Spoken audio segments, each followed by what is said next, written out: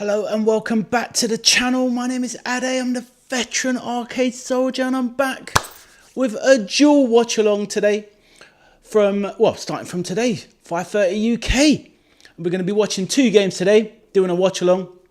And the first game up today is the Netherlands-Sweden, which is a massive clash featuring a lot of talent from my boys LFC.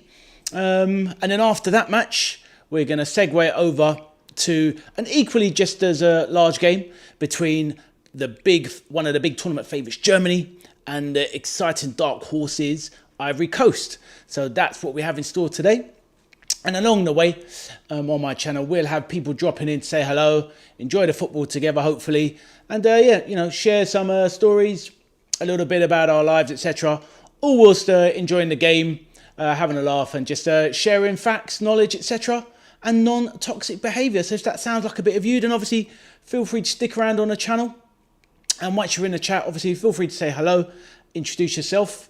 Like I said, my name is Ade. Nice to meet you. I'm from London, England, and I'm a content creator enjoying the footy. First person in the chat, McMauler, how are you, brother? How is it going? Let me know while I just manoeuvre around in the background and just make sure things are working all right. But lovely to see you, my bro. How are you and how are things?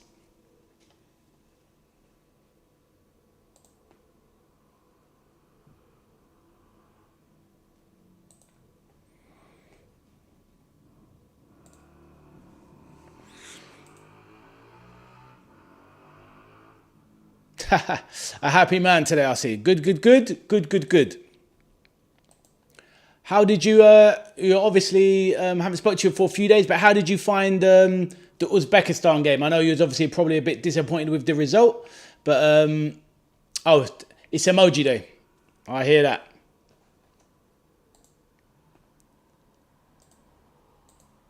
There's one for you, right back at you. But yes, very good games today. But yeah, let me know what you thought of the Uzbekistan game. I didn't really even get a chance to see the highlights, really. But obviously, I saw the result. But how did it go? What did you think?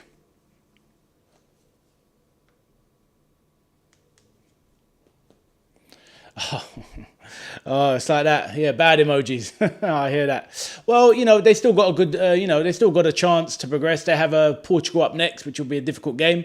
But obviously, one that you're looking forward to. And with Ronaldo playing up top for Portugal, it's not the most deadly attack. So they have a chance.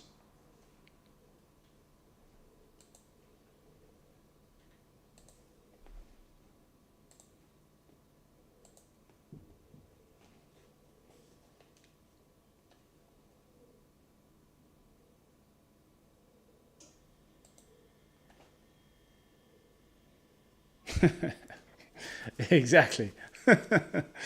But yeah, I'm very much looking forward to the games today. Obviously, this one starts off with there's a lot of Liverpool players in this game, so that's going to make it a bit more interesting. I think it's a good game anyway.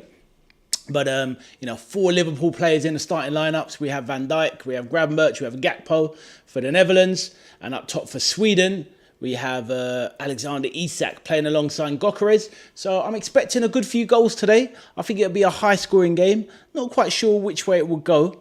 But it could even be a high-scoring draw. Could be a crazy 2-2, even a 3-3 maybe. But I think it's going to be a very exciting game. That is the main thing.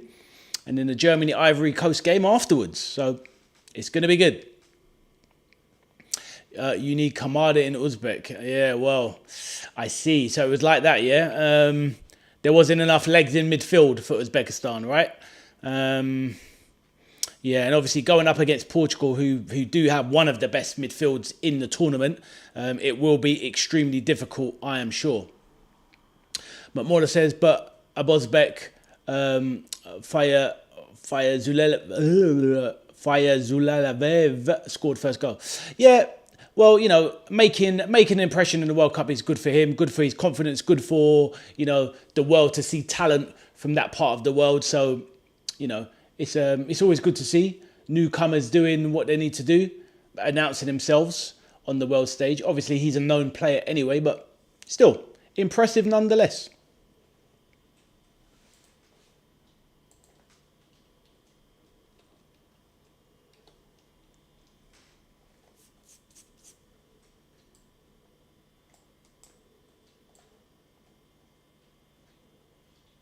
22 years old midfield winger. Yes. Yeah, I knew he was a young guy, but you remind me, which club is he again? I can't quite remember which club.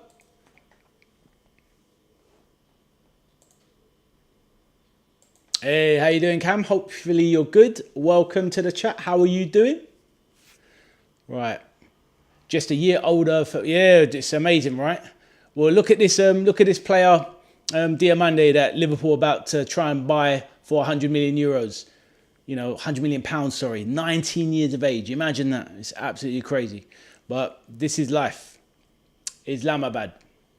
That's where he's from, right?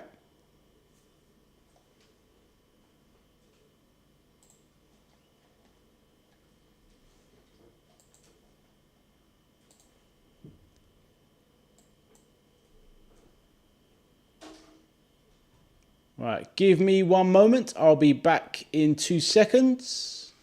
Back in 1 moment.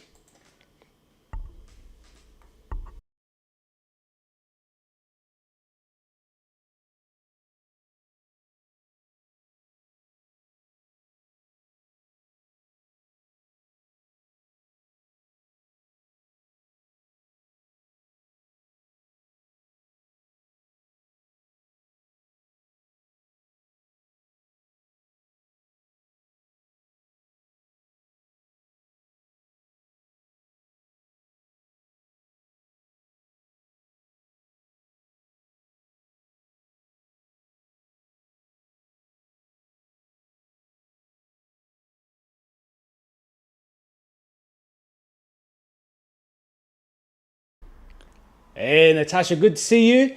And yes, good news, isn't it? It's very close, Natasha. Just so I read it out, Natasha says, hi, I see the Diamande deal is nearly done. Exactly. Fantastic. Obviously, they're playing a bit hardball, Natasha. They've turned down 100 million, which still seems quite crazy. But it looks like we're obviously inching closer. What price do you think we'll get it done? I'm hearing rumours of this 120 million euros they want, but hopefully we get it closer to 110 or whatever. I know it's not our money, but you know, we don't want to get fleeced too much. Natasha also says, I see Spurs are getting Tonali and Fernandes. Yeah, I saw that earlier, that they're interested in Tonali, but apparently what I just heard about a couple of hours ago is that it's basically very close. I think they've agreed terms with Fernandes, and obviously now it's just about the price. So initially there was big talk of Man United and Fernandes, and also we were interested as well, but obviously the 80 million price has scared off Liverpool. So it looks like Spurs, who are splashing the cash on Van Hecke, and they've obviously got Robertson off of us for free, and Senesi from Bournemouth for free, so they're obviously splashing the cash. So yeah, it's good signs for Spurs, to be fair. What do you think of the price that we should go up to for Yan Diamande? What do you think, Natasha? Morla says, is Canada far from you, bro? Oh, yeah. Very far, very far. Complete other side of the world. It's about, depending on what part of Canada, you're talking about 9 to 12 hours, depending on which side. So, yeah, it is very far. Well, just as far as America, really. So, yeah. So, obviously, from yourself, it's literally nearly 24 hours away, isn't it, right? Or obviously not 24, but it's literally 22, 23 hours for you, miles away. Why do you ask?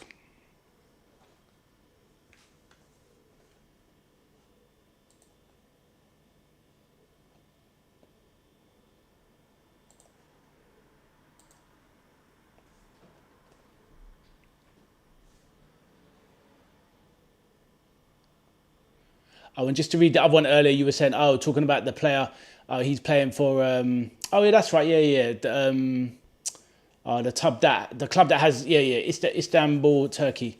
Yeah, I know who you mean. McMorla says, me to Irreala, bro, you give double-digit millions, please give me 500,000. Yeah, I know. Yeah, this is it. It's, yeah. Well, that's the thing. Football's just got crazy money involved, but you know, it's just where we are. It's just the state of the game and where we are. Natasha, good to see you again, says, I heard it will be 120 million. I know, it's actually mind-blowing. It's mind-blowing, but obviously I haven't spoken to you in a few days. You know, obviously you've seen this other left winger stroke right winger that we've signed, you know, the Spanish lad, Victor Munoz. So it seems like it's a good deal. Do you think we're going to keep Gakpo? Or maybe do you feel once we've bought Diamande, this Victor Munoz will maybe replace Gakpo or be the player that can rotate, and we still might end up getting another winger? What do you think, Natasha? Let me know. But I'm very happy with... I'll be very happy with both because they're both very fast players. So yeah. Natasha says, too hot again, UK in a heat wave. 36 degrees on Monday and Tuesday, I know. Well, actually, it's really warm in my living room today. I just closed the window for a few minutes and I've had to open them again. It's too hot. So, yeah, it's going to be crazy during the week, isn't it? It's going to be like 36, like you say. I think tomorrow is 32. So we're going to be building up. McMorla says, in all the sports, franchises came and destroyed the real beauty of sports. Well, this is it, my man. Money rules everything. And I know what you mean. It is a little bit upsetting because the idea of what we love about sports is the beauty of it. But money and professionalism, it's only going one way. It's going to keep going. It's going to keep going up and up. And to be honest with you, a lot of us, we will start to feel disenfranchised with sport and fall away. But what can we do? We love it for what it is. And hopefully it will stay how it should do for as long as possible. Natasha thinks no, Gakpo will go. I'm with you. I've had enough of Gakpo anyway, myself personally. I don't think he's been as bad as people make out. And if we keep him, I'm not going to cry about it. But I would like to see him go. I feel like this Munoz kid could be potentially a replacement that grows. We'd have, obviously, Diamande. But do you think that if Gakpo goes, then we definitely need a third winger coming in? What do you think, Natasha? Let me know.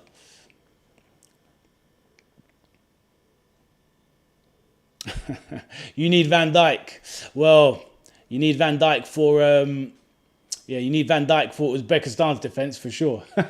Natasha says, Barcola and Buwadi as well to Liverpool. Ooh, you're spending every bit of money.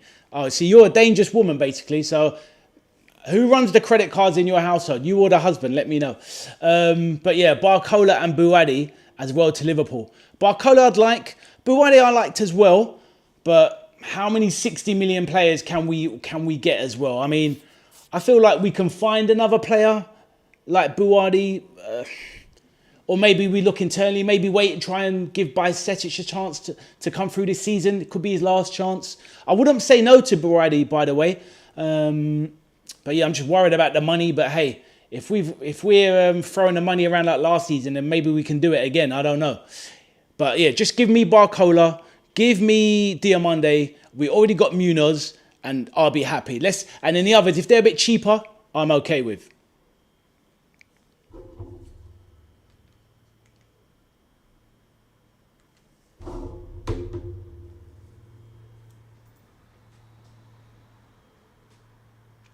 McMorla says, Liverpool fans right now, I got money, man. I do anyway, even I will give 200 million for Zidane in 40. Nah. We're not throwing around the money like that. But, you know, Liverpool make a lot of money. And obviously now they're obviously having to spend it just to maintain their position. But at least they're backing the manager. We're linked with another right back, Natasha. I don't know if you saw this guy, Andre Raichu, who plays for Vallecano. Don't know that much about him, but when I did the watch along with Crystal Palace and Vallecano in the conference final, I did see this guy play, and I did say to myself, this guy looks pretty decent, really fast, mature, 28, so he could come in at a cheap price. And that would mean that we could maybe have that extra money for a Buwadi and Barcola.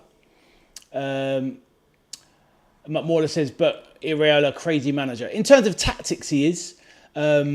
But in terms of money, he's never had that big money before. Swerve, what's happening, my man? Good to see you, bro. Merv says, how can you want players based off one performance? No, I hear that. But which one are you talking about? Are you talking about the right back I've just mentioned? Or who are you talking about, Swerve? Let me know. Natasha says, but I've heard Curtis Jones is going. Yes. Apparently there was news today saying that Curtis Jones has more or less told Liverpool that he feels his time at Liverpool is officially done. So it looks like, you know, one of those secrets that we've kind of all known as Liverpool fans. It looks like he's walking out of the door. So, yeah, a little bit disappointing, but to be honest with you, if we need to balance up the books and it brings money in and it means we can spend more, then so be it. Swerve says, sorry, Jack again. Shut up. Anyway, which player are you talking about, Swerve? The one match view with your tasteless, your tasteless jab. But guys, also just to say, obviously in the chat, feel free to obviously chat, throw anything in the chat, but just give me that one moment, just quickly close that chat, hit that like button, and that helps the channel growth. So please do that for me, then hit back in the chat and let's keep it moving like that. Let's go.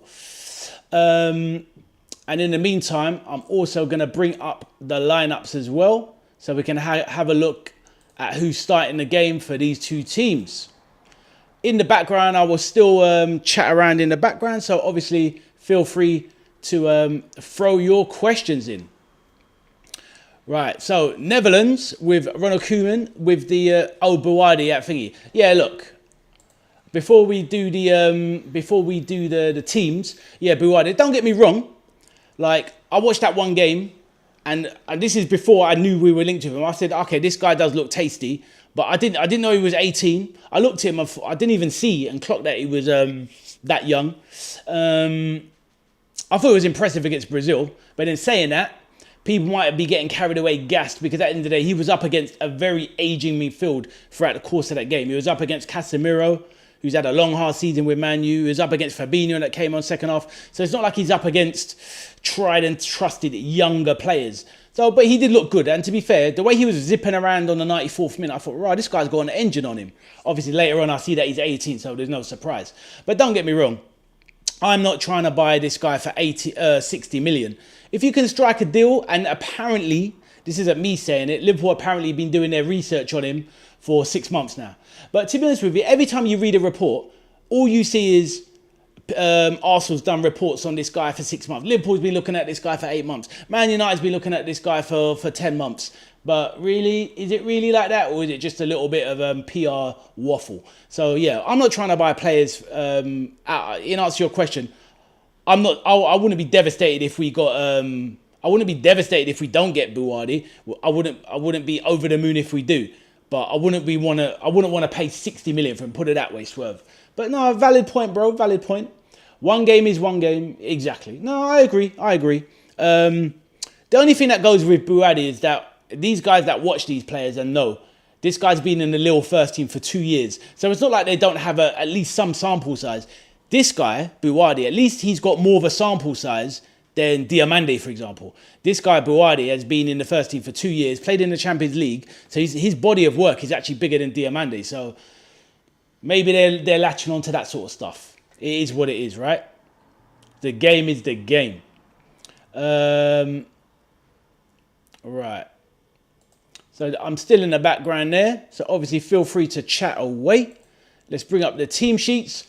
So Netherlands, Koeman, the legend in charge, playing a 4-3-3 formation. They've got Bart Verbruggen in goal, Denzel Dumfries at right back, Virgil van Dijk, Van Hecke, newly of Spurs, Van der Ven, Spurs centre-back, his teammate now, left back, Gravenberch and Liverpool, Donny in midfield, Frankie de Jong, Barcelona's man, and Tijani Reinders, the Man City more or less forgotten man these days. Daniel Marlon not playing up front, which is a good move for the Dutch because that guy is definitely not a striker. They've got Brobbey, who's just a big brute up top. Someone who I've looked at Sunderland and thought, nah, this guy is definitely not a top level footballer. And they've got the man they sometimes call Cody No-Show, Cody Gakpo, playing left wing. But let's see what they do. Sweden, managed by the most boring man in football, Graham Potter. The man that basically just says, come round and... anyway, let's not go there. Right, formation, let's go. Here they're going with the 3-1-4-2. In goal, they've got Nordfeldt. They're playing the 3 centre-back system, Lagerbilk, Heen, and the ex-Man United player, Lindelof, who is still doing his bits in the Premier League with Aston Villa. Karlstrom in the CDM role. Bernardson, Negren, who is, I believe he's at Man City, right? Ayari from Brighton. Goodmanson, I think, at Burnley. And up top, they've got one of the deadliest strike forces going, by today's standards anyway, Victor Gokres of Arsenal, and the main man for Liverpool FC, Alexander the Great Isak. You know my bias is shining through. Right.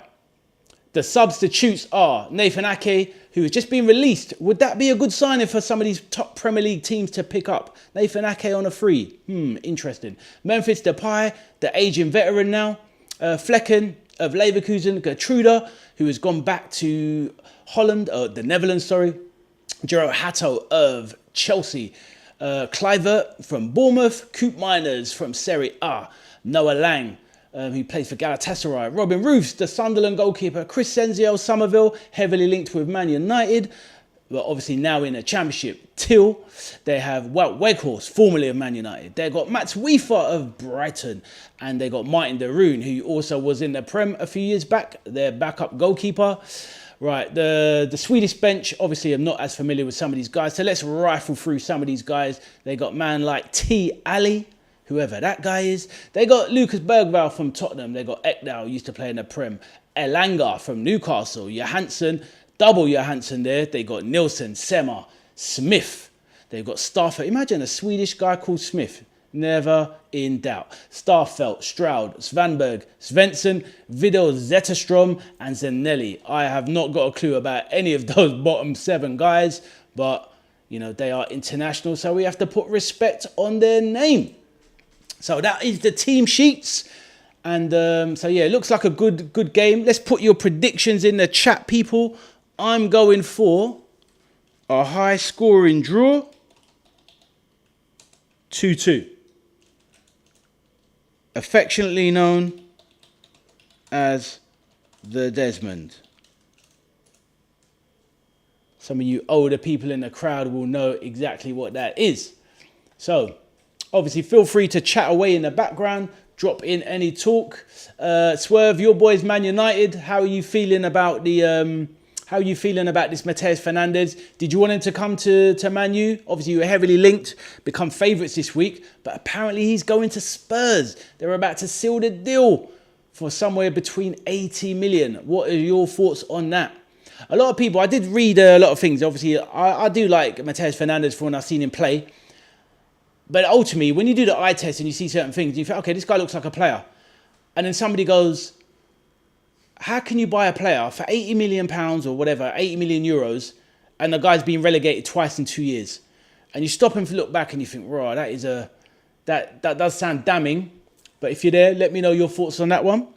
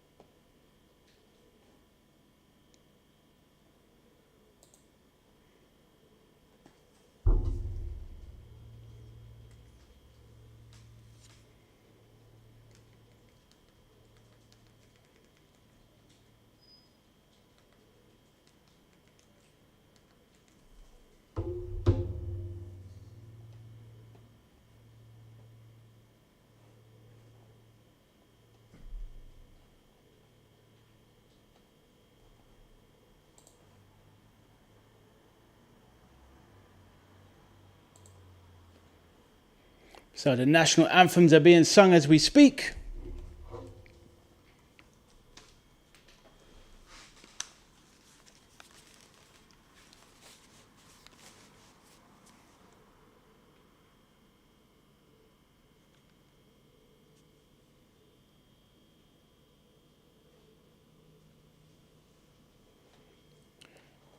Hey, Peter, how you doing, my man? Good to see you, bro.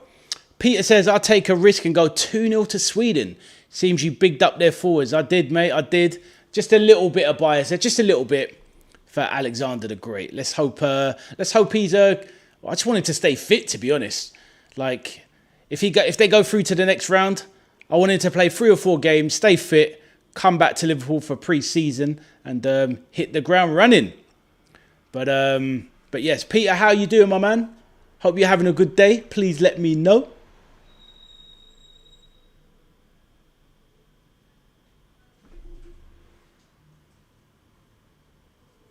Respect to Graham Potter. He was singing the national anthem for Sweden. Very impressive. I was looking at some of the players thinking, yeah, that guy Ayari. I don't know what his original background is, family-wise, but the way he was singing that national anthem, you know.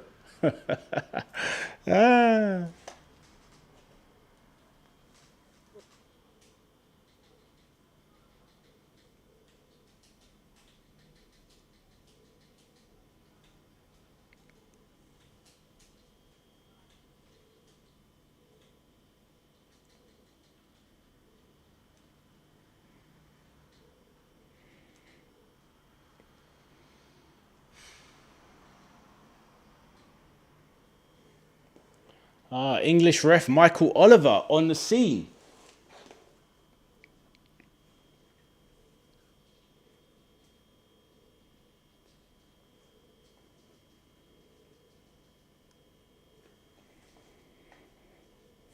So we get to see Michael Oliver in the World Cup. Just what every Premier League fan wants to see. No, thank you. In the chat, Gary, good to see you, mate. How are you doing? Let me know.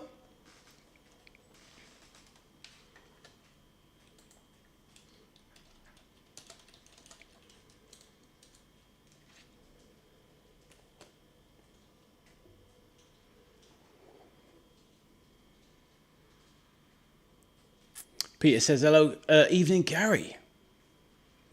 So, Van Dijk and Lindelof going for the toss there.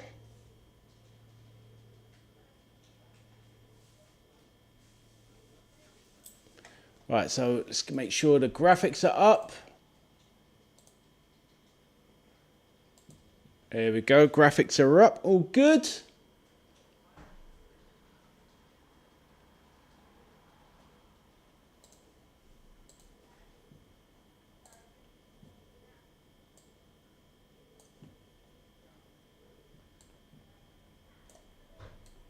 Get the clocks up.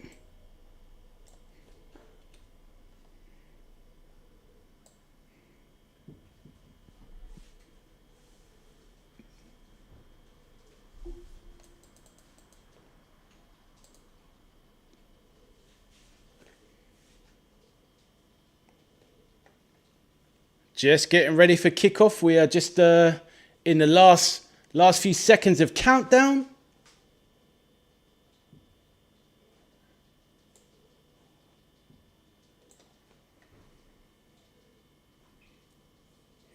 So it's going to be good to see Isak and Gyökeres, how they link up, how are they going to be, how are they going to work, especially Isak versus his club teammate. So yes, fantastic, very, very exciting game to look out for.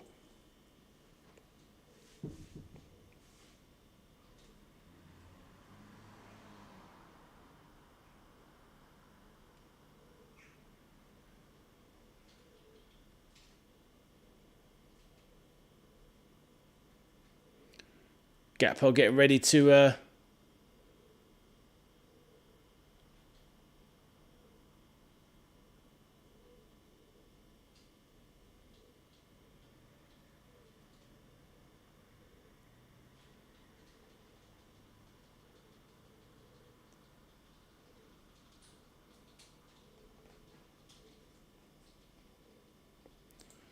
okay, and the match has kicked off. Let's go.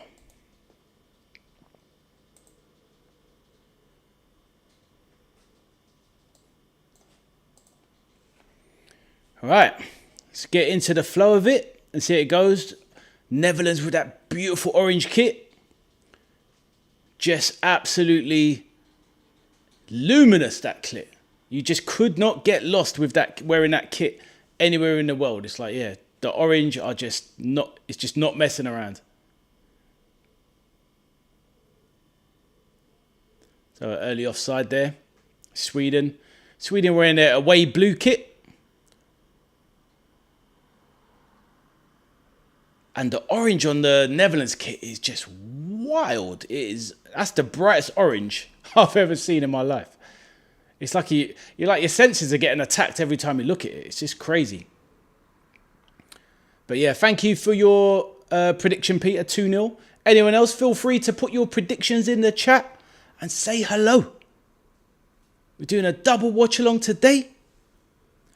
And yeah, covering both matches. Really interested to see how Diamande gets on later.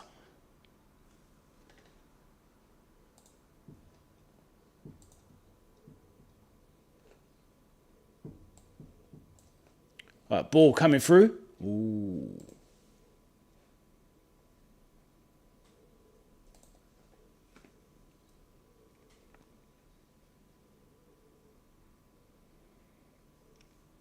Goodmanson of Leeds. I said Burnley before. I meant Leeds. The left back. Wearing the number 5. The Netherlands are very weak up top, in my opinion. Daniel Malen is a player I do not rate at all. But a player I'd rate even less is Brian Brobby, their striker. I think he's absolutely horrific. I think he's barely a championship striker, in my opinion.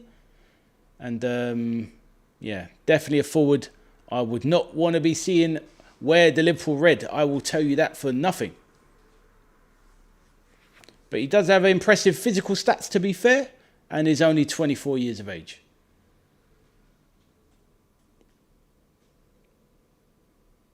Nordvelt, the keeper, Swedish keeper, kicks it out. Isak flicks it on to Isak, who is offside. Peter's hat-trick for that guy then. No, mate. I'd be comfortable putting my money and your money on it. No chance. Absolutely no chance. Well, there's a chance because he's on the pitch, right? But, yeah, it won't be happening. No. I've seen enough of that guy in the Premier League this season. Honestly, he is awful. You know that phrase, nicking a living. Brian Brobby, up top for Sunderland this season, was nicking a living. Dumfries, recently bought by Real Madrid. Very cheap deal. I thought that was a really good signing for them. I would have been happy with that one at Liverpool.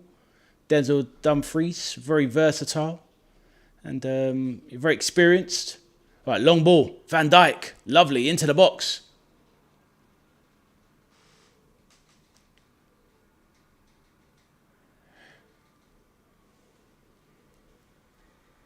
Gravenberch, really decent run there from the Van Dijk pass, but he was mustered out by, is it Hein or Heen, however you say his name. That was strong, very strong defending. So we're into the 5th minute now.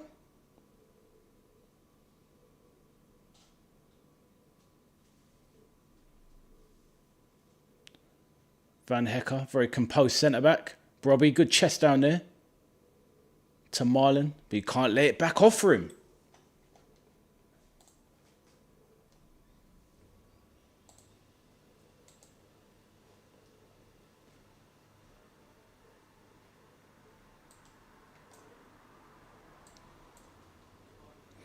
Gravenberch in the midfield.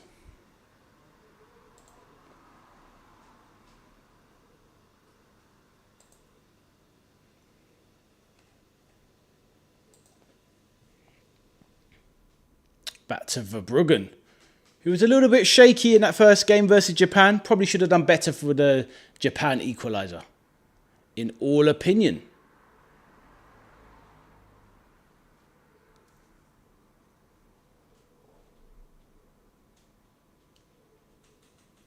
Right, Reinders.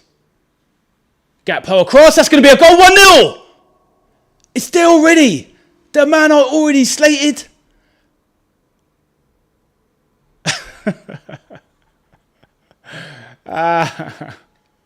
Football just makes a mug of you, don't it? Do you know what I mean? The player that I said was absolute garbage is on the score sheet in 6 minutes. Ade, the veteran arcade soldier, what does he know about football? Absolutely zero. Shocking stuff.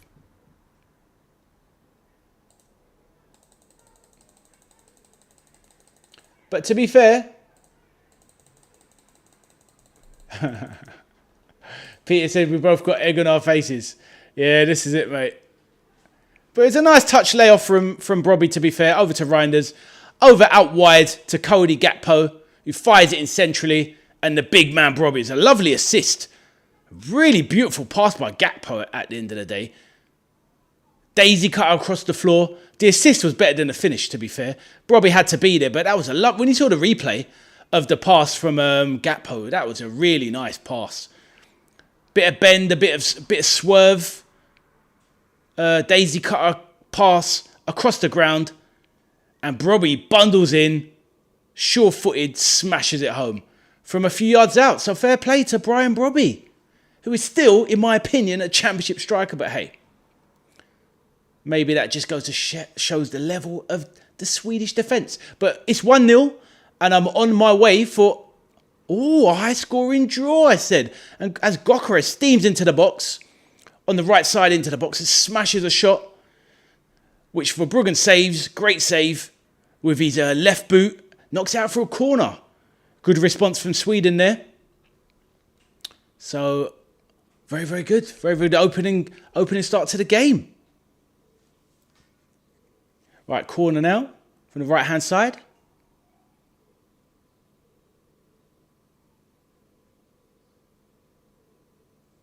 Or is that going to be offside? Isak offside.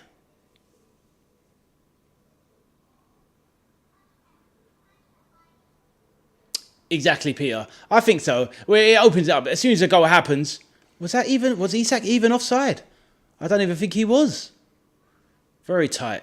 Yeah, it wasn't offside. But yeah, it should make for an exciting game. Yep. Any game where a goal, well, I was going to saying that. Look at Portugal. They scored within 10 minutes the other day. Literally the same minute, 6 minute actually, same as Netherlands, and that was a horrific game. And who scored? Was it yesterday? There was another one with an early goal. And that ended up being a bit of a horror fest, which I didn't watch. It eludes my mind which one it was. But one of the games yesterday, there was an early goal. And it stunk the place out. I think it was Paraguay, Turkey maybe. A goal in the first 5 minutes. And then, it was a stink fest. But I didn't watch that. But this one, I think, with the quality of strikers on show and the quality of the midfield of the Netherlands, you'd think this would be a bit of a barnstormer, to be honest. We certainly will, Peter. We certainly will see what they are made of. 100%.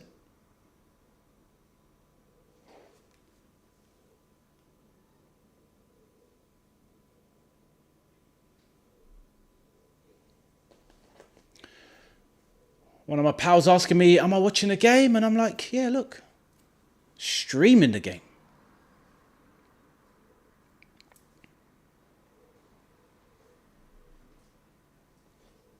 Right. Gravenberch, great run into the box. Fires it across.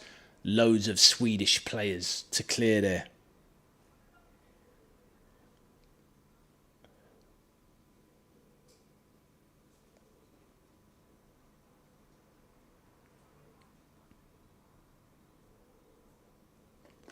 Right. Lovely. World Cup so far, Gravenberch has been very good. Lots of long busting runs and taking up good positions. Gives me a lot of hope for next season. Hopefully can be used by Andoni Iraola in a better sense. Right, good turn there from Brobby as the ball was played into him. Held off by the Swedish centre back, but fouled in the process. He is an absolute unit, Brian Brobby. Absolutely massive.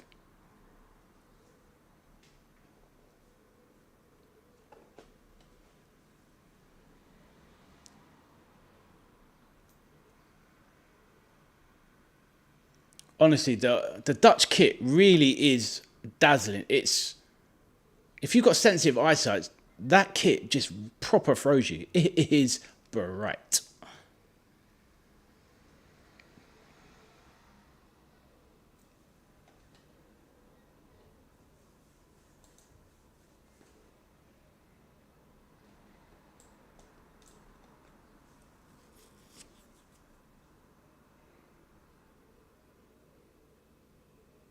Right, Marlon now. A good 1-2 with Dumfries. Deep cross into the box. Knocked down by Gakpo. Straight into the arms of Nordfeldt.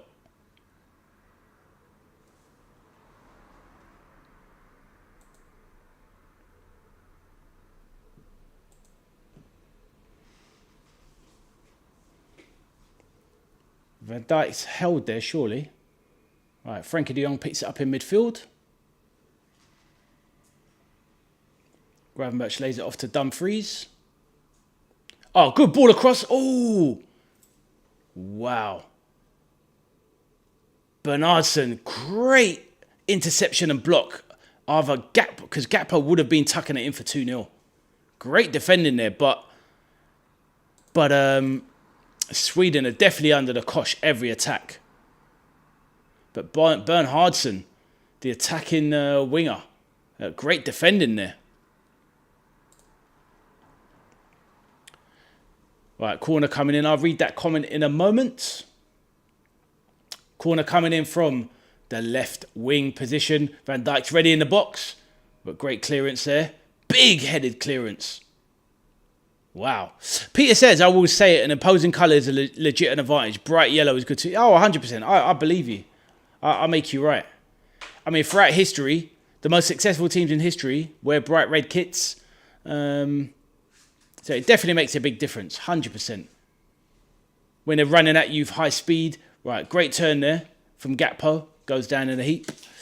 Peter says, I never want to see Off-White at LFC again. The Icru, yes, exactly. Not the one, is it?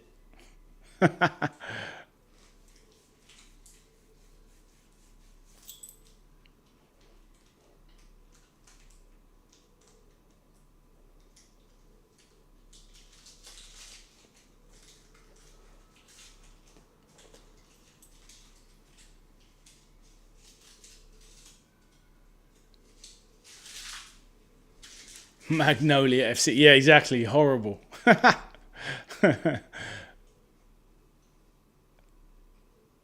Oh, good turn by Gravenberch. Really driving up. Lovely pass out.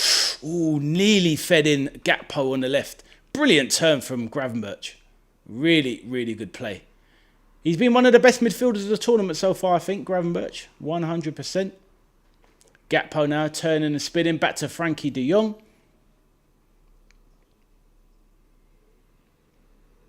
The Netherlands looking very exciting.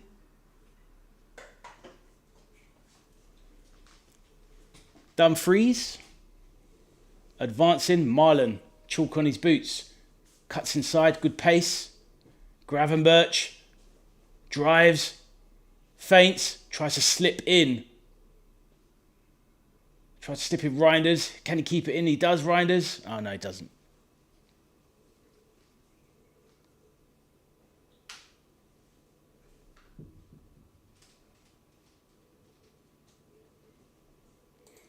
Anyone new in the chat, feel free to say hello. My name is Ade, the veteran arcade soldier, covering all of the biggest and most interesting games of the World Cup and the Premier League on its return, as well as European competition also. Always interested in having a chat with fellow football fans, no matter who you support. Nice environment, non-toxic atmosphere, a little laugh, a little banter, a little bit of cheek, a bit of wit. Bring yours and I'll bring my A game as well. So yes, just feel free to say hello. Anyone in the chat that joins. Right, great turn there. Reinders running in at pace. Is that going to be a corner or a goal kick? He should have took a shot or done something, Reinders. Took an extra touch, burst into the box. On about 10 yards out. Took a bit too long to make up his mind. And yeah, the shot came to nothing. Shifted it onto his left foot. And blazed it wide.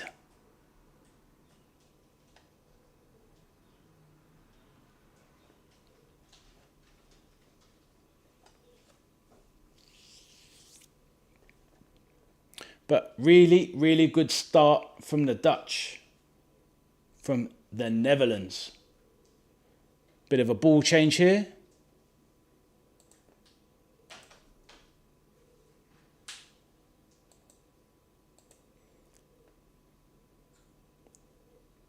Nordveld kicks it out.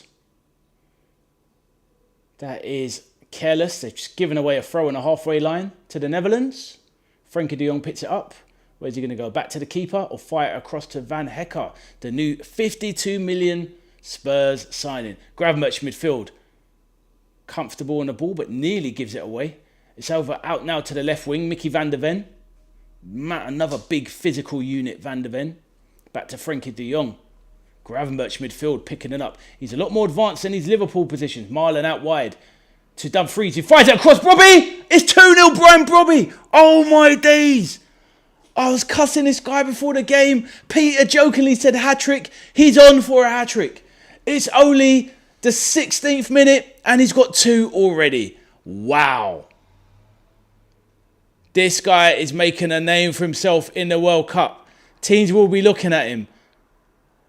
I'm not trying to be that guy and still says that he's not a player, but yeah, I don't really think he's a player, but he scored too. Wow. And he's onside at the first phase. Dumfries puts it across and he's still onside. And that is going to be definitely 2. And that is a great finish as well. Wow, Brian Brobby. 2 goals. Peter called the hat-trick. Even though he was joking and mocking, he can still claim it. I've gone for the high-scoring draw of 2-2, but I don't see Sweden providing that similar threat. Netherlands are very, very clinical and they're looking dangerous and exciting. Wow. Great start. Amazing start for the Netherlands. Really, really good.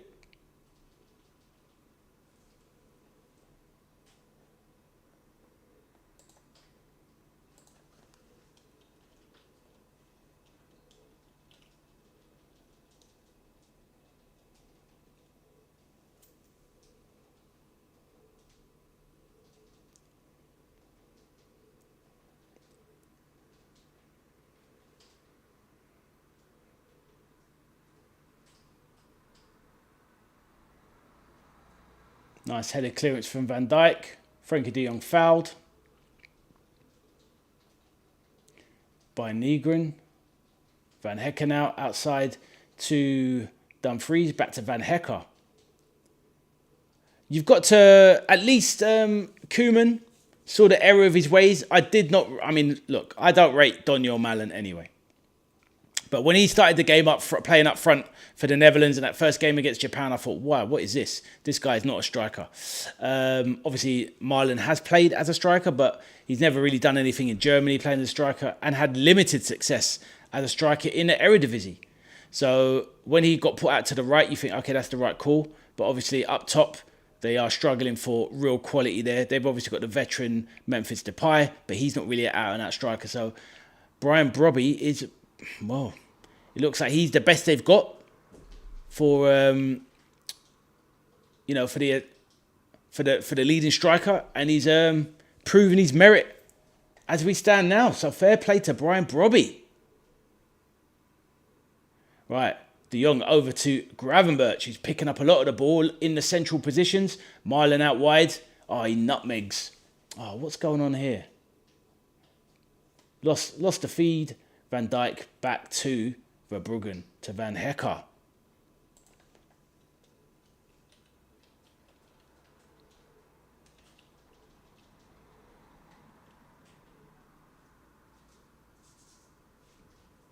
Right. Van Hekker with the ball. Just jogging out. Not much of a pressing from the Swedes. They seem very composed in their shape, but they're not really putting any pressure on the Netherlands when they have the ball. Hello. Oh, Cameron, I've already seen you today. Good to see you again, though. Hello, Pete, he says. Nice to see the community getting on that we're building here. So it's very, very nice to see.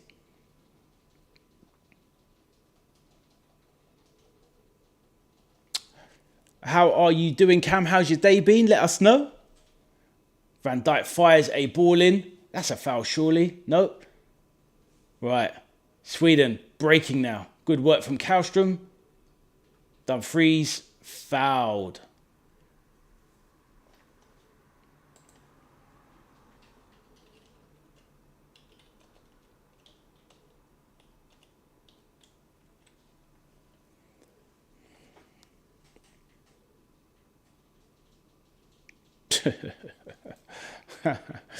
My friend just texted me and said Sweden are getting done like Collymore and Ulrika. Jokes. Banner, you gotta love it.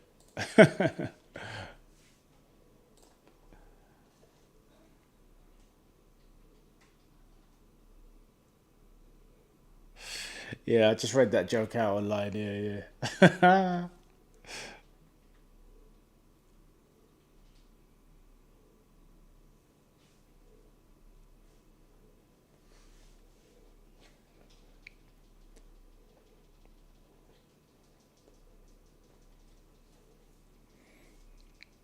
Right. Van Dijk heads it down. Is this going to happen in the Brobby hat-trick?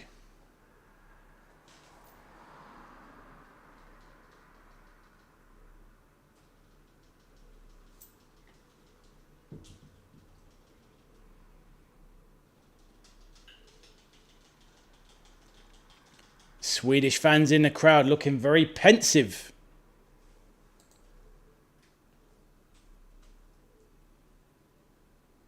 So it's the first hydration break, or should we say the first advert break, the end of the first quarter, as the Americanization of our sport continues. But yes, the hydration break, or might as well join in as well.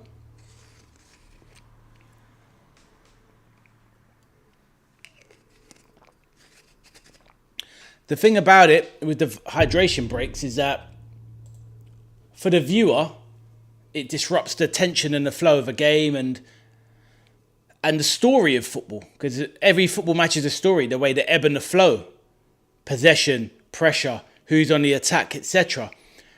And what is upsetting for football fans is that you're going to have times in a match where someone's going to be really under the cosh, then all of a sudden, bang.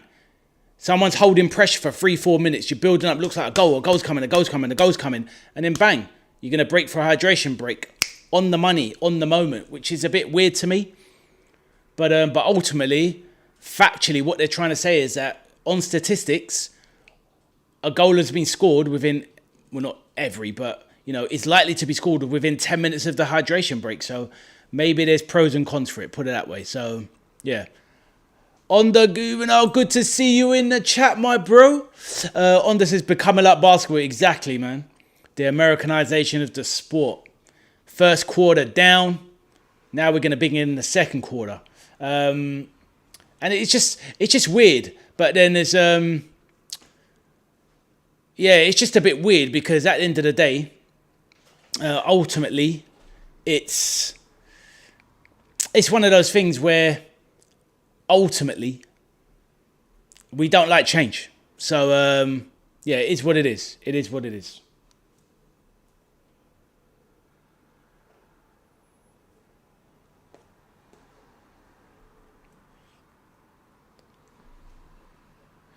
Start-stop kills the momentum of the game. Exactly, man. Exactly. You got it. And, I know you're a big basketball man yourself. Maybe it's just different in that sport. We all like our sports and whatnot. It's just weird. It's just weird how exactly can be unfair if a team is on top. 100%, especially in football. You know the game. You played the game, and it's. You could be working for that moment. It might take you 10, 20, 30 minutes to break a team down with their resistance. And now, obviously, in this case, Sweden have been broken twice already, so it doesn't necessarily matter at this point. But later on, in a different game, at a different point, it's gonna make a big moment. And obviously, no wonder a lot of the players are just not feeling it. It is ridiculous, but we are a slave to it. And it's not like we're getting to see all these adverts and stuff like that. But, not that I want to see adverts, but, just what is the benefit of it? 3 minutes as well to get a drink. Come on. Clearly for the adverts, right? Ridiculous. But yeah, welcome back to the channel, Mr. OG. Don't forget to drop a like, close that chat, hit that like button, help your boy out on the stream. Anybody that's in the chat, please drop a like on the stream. It helps the growth of the channel. Much appreciated. And obviously, fire in any opinions as well. Fire in any opinions and questions you have. I'm always happy to talk, make new friends, etc. And right, good break here from Sweden. Nygren takes a chance. I'm pretty sure this Nygren is the young player that is on the Man City books. Haven't seen him play before, so this is interesting. Sweden struggling to get a look in. Ayari, the Brighton player. And he's gained a throw in there. Once again, the crowd trying to find the females in the crowd. The usual tactic of these cameramen. They're either paid to do their job and concentrate on the football, or they're paid to find women in the crowd. These cameramen are absolute perverts. Right, corner coming in now. Right-hand side. Oh, corner, sorry. Throw in, sorry. Big throw, flicked on. Oh, is that a handball there? Ooh. Shot come in on a volley. Was that Lindelof with a volley and it looked like it potentially come off of someone's hand? Let's have a look here. Oh, right. Karlstrom. He's hit the volley and it's point blank range straight onto Lindelof's head. As we see the replay of Robbie racing in.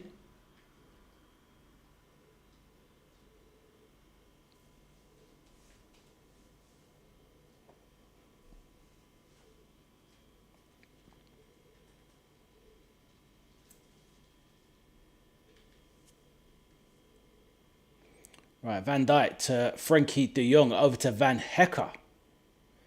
Lovely floated ball out to the left. Cody Gakpo chests it down. Cuts inside, cutting Cody. The usual Liverpool shenanigans. Lays it back to Frankie. Over to Van Hecker. What's he going to do here? Pushing forward. Oh, tries an ambitious pass. Pathetically given away by Van Hecker. Oh, awful. Awful ball out from the back. Straight to Van Dijk though. And the Netherlands are back in possession. Cody Gakpo. What's he going to do? Trying to skin the left-sided centre-back. Lagerbilk. Van Hecker was trying to launch one. Isak, nice touch. Knocks it over the head of Dumfries. Gyökeres, wide, middle. Oh, the chest down is awful. Awful from Ayari, who is technically better than that. Great ball from Gyökeres on his left peg on the wing. Puts a beautiful, perfect pinpoint cross into the box. Straight onto the chest of Ayari, who can't take enough off the ball. If he can control that better, he's got a volley opportunity 10 yards out, and that's going to be a certain goal back. What a shame. The game needed that. But yeah, pretty poor from Ayari. Hasn't really got into the game. I mean, shocking, honestly.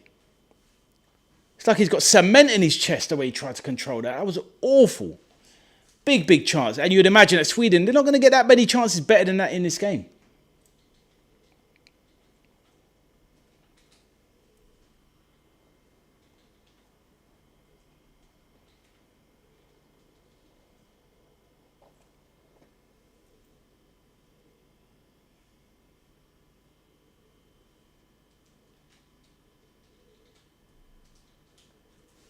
Oh, Hein. Back to Nordfeldt. Sweden have their first big chance of the game. Blew it. Lindelof. Played into midfield. Isak dropping really deep into his own. Good 1-2 there. Oh, great play there from Isak. Getting into the game. Another ball across. Ooh. Nygren with a ball across. But no one there. Van der Ven clears. Mickey Van der Vengeance. He's on one. Goodmanson of Leeds. To his captain, Lindelof. Nygren now. Good play from... Oh, what was that shot? Oh, Yari's having a mare. He's in the box.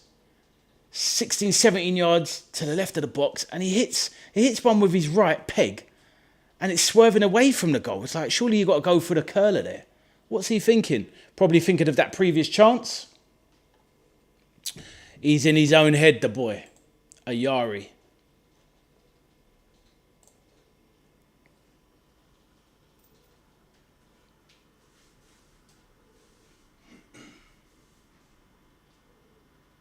Right, Van Hecker over to Van Dijk. The Netherlands are just moving it slowly now, catching a bit of a breather. And this is the thing. This is what the momentum does with the hydration break. Before the hydration break, you're looking like the Netherlands are going to go on and maybe potentially fashion some more chances for a third. Since the hydration break, it's been mostly all Sweden. So it's a big game changer, to be honest. Yeah, not a fan of it. Not a fan of it at all. For Bruggen now. Poor kick out.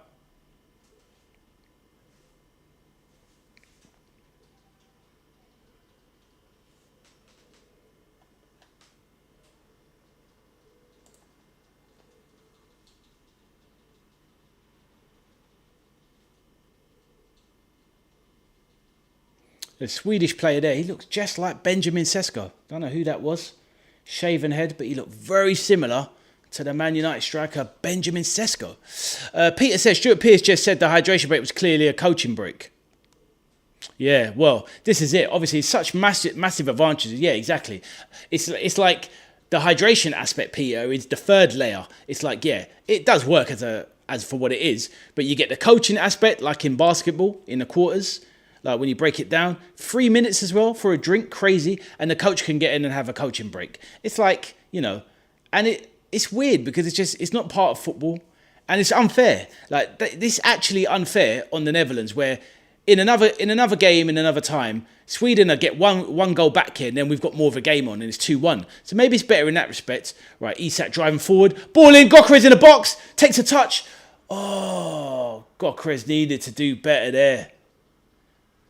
Great play from Isak, really looking the part. Isak charging from midfield, sees his strike partner Gyökeres, hits a right-footed shot outside of the ball. Gyökeres needs to take a first touch and shoot, but he takes a second touch. Van Hecker closes him down and sees it out. Gyökeres looks up, anguish on his face. But yeah, the hydration break is definitely a coaching break, as well as an advert break. And then that third layer is the hydration aspect. And it's ridiculous, really, because a lot of these are air-conditioned stadiums, and these are finely tuned to athletes that don't need a drink, basically. Right, Netherlands have basically lost control of this game, and Sweden have really come into it looking far more lively.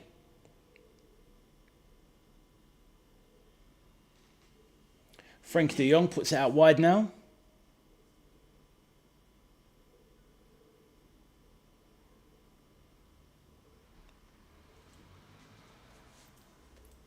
Van Dijk puts it out to his Liverpool partner there, compatriot. Cody Gakpo, back to Frenkie in midfield.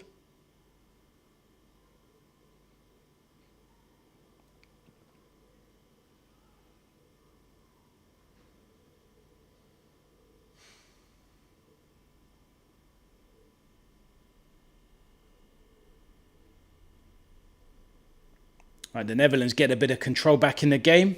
Some possession for the last couple of minutes. Swedish player has not touched the ball. The game is a little bit at walking pace.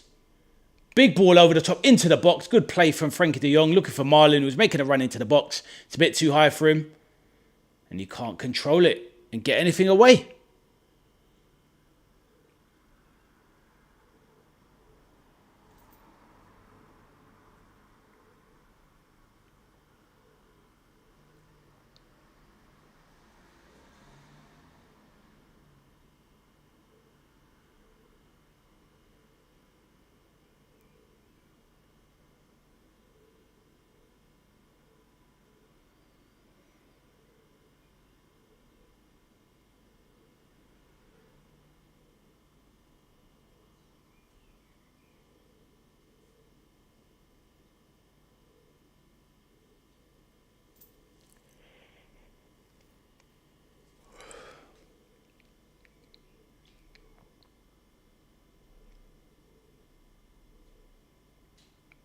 Right, Lindelof now.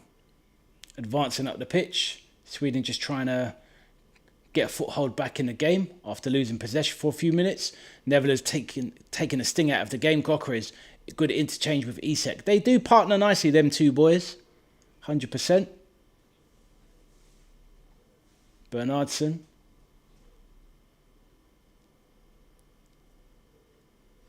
Sweden enjoying a bit of possession.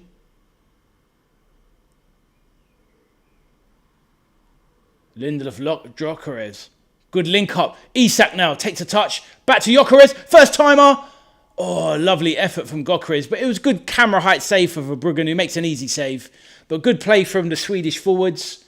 Linking up again, Gyökeres and Isak. Really, really good link up. All crisp stuff from Sweden. Impressive.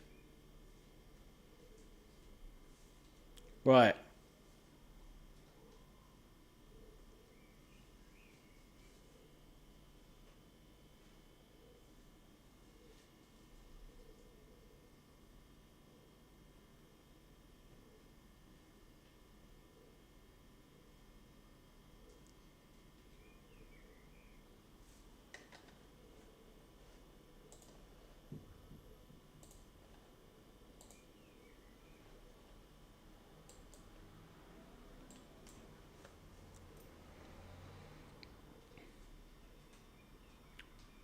Right, so Van der Ven flying down the wing there. Puts a decent cross into the box. Cleared by Nordveld. Ayari. Gakpo trying to go past two players. Loses it. Frenkie de Jong. Edge of the box. Centrally now Gravenberch. Reinders. Over to Marlon. Is switched sides. What's he going to do? Lofts one into the box. Given away. Cleared by the Swedish defence. Gravenberch just outside. Turns back on himself. Recycling the ball. Frenkie de Jong. Van der Ven over to Cody Gakpo. Left wing. Advances. Edge of the box. Going for the shot. Straight into Nordveld's hands. Good play from Cody Gakpo. Cuts inside. Looking for the angle that we've seen him do for Liverpool many times. Bit of a scuff shot. Got good power on it, but it's just too central. Straight into the keeper's hands.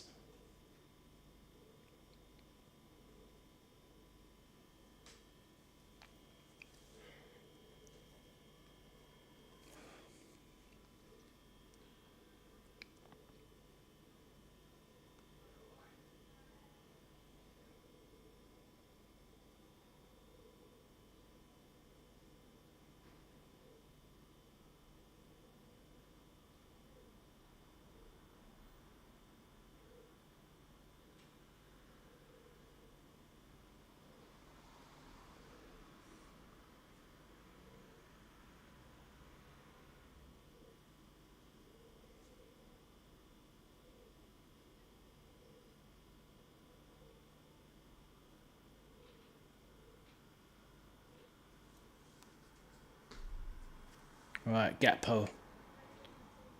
Oh, he absolutely shreds the defender. Oh, Dumfries coming in. If the cross had been better, that could have been the third there. Isak trying to keep control. Good feet from Isak. Back to Lindelof. All right, giving away. Marlon now. Edge it into the box. Driving at the keeper. Smashes it across. Oh, and that should have been turned in for the third. Marlon wasn't going for a goal. He was trying to assist somebody, and if somebody had taken a gamble, that's an easy third right there. Frenkie de Jong muscles Ayari out of the way. Marlon drives in. Probably drifts in on his left. Probably should have come across on his...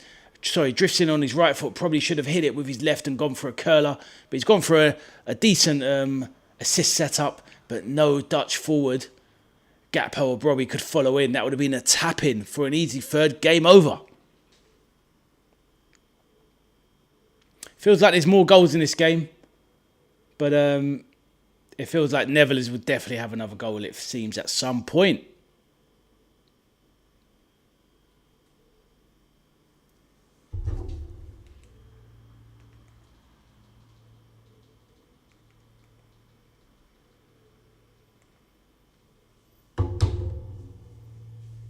Right, Isak now.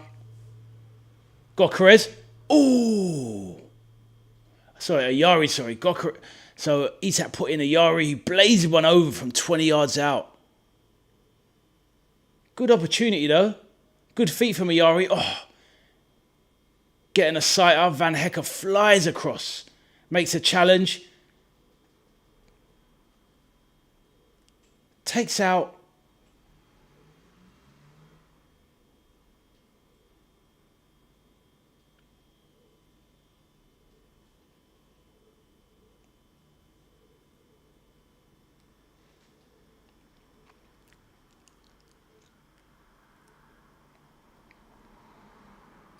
Right, Virgil on the ball. Van Hecker.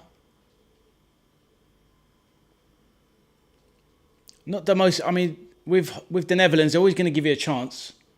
You know, apart from Van Dijk.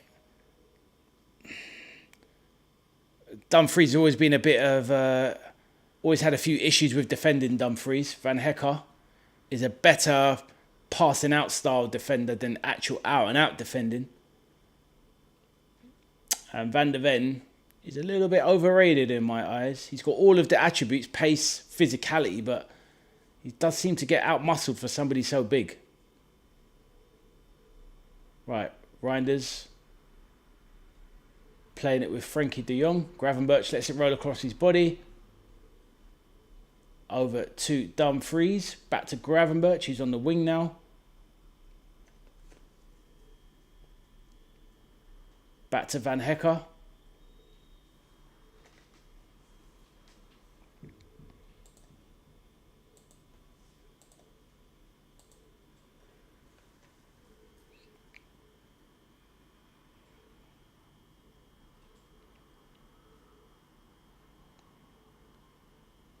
Ooh, ball played into the box. It bobbles through to the keeper, who collapses on it with no problems at all.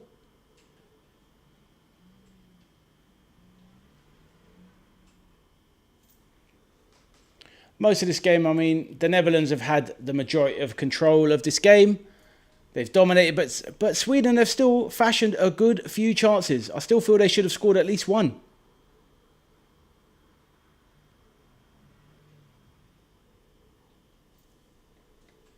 Gravenberch giving a foul away from a lung-busting run from Goodmanson. The Leeds left back.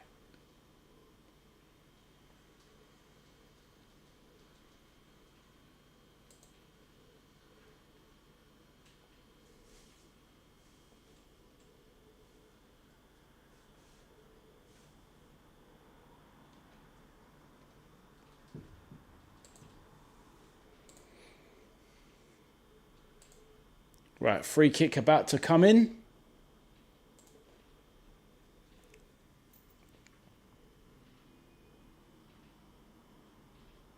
Negrin deliver. That's a goal. And there it is. We've got a game on our hands. Poor defending from the Netherlands. Oh, what's going on? Oh, what's happening here? What's wrong with that? Oh, very, very unlucky there. Right. Let's have a look on the line. Oh, yes. I mean, it's about three players marginally offside. But it's a good line from the Netherlands, you've got to say. Verbruggen very shaky coming out on the cross. But it was a great header from Lagerbilk. Very brave. Verbruggen comes out with a weak punch. Completely misses it. Lagerbilk goes to take one in the face. But obviously nods it in. But it's ruled as offside. Three players were offside in the build-up, but marginal. Game gets underway. That's a shame. Would have made the second half an even better watch. But still been a very good game so far. Right, Van der Ven gives it over to Gakpo, drives past Lagerbilk, puts it into the middle. Good run from Cody Gakpo. I think Gakpo put a few million on his price tag there. I am hoping Bayern Munich come in for Cody Gakpo, take him off our hands, let us fund some more purchases at Liverpool FC.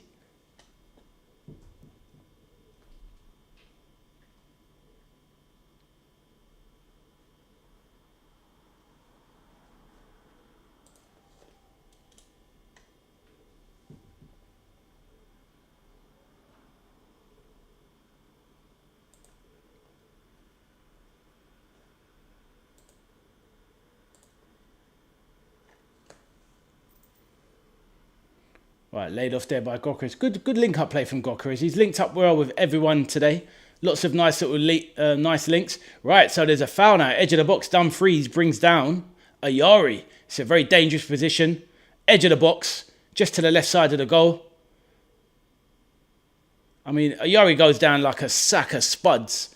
He definitely bought that one. And referee Michael Oliver was buying what Ayari was selling.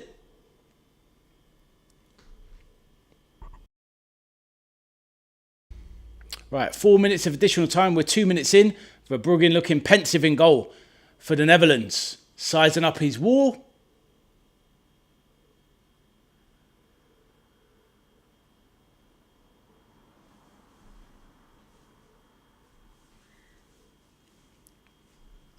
Gokeres shaping up to take this free kick. I'm not sure he's a free kick taker, but he's looking like he wants it. Gokares standing over it.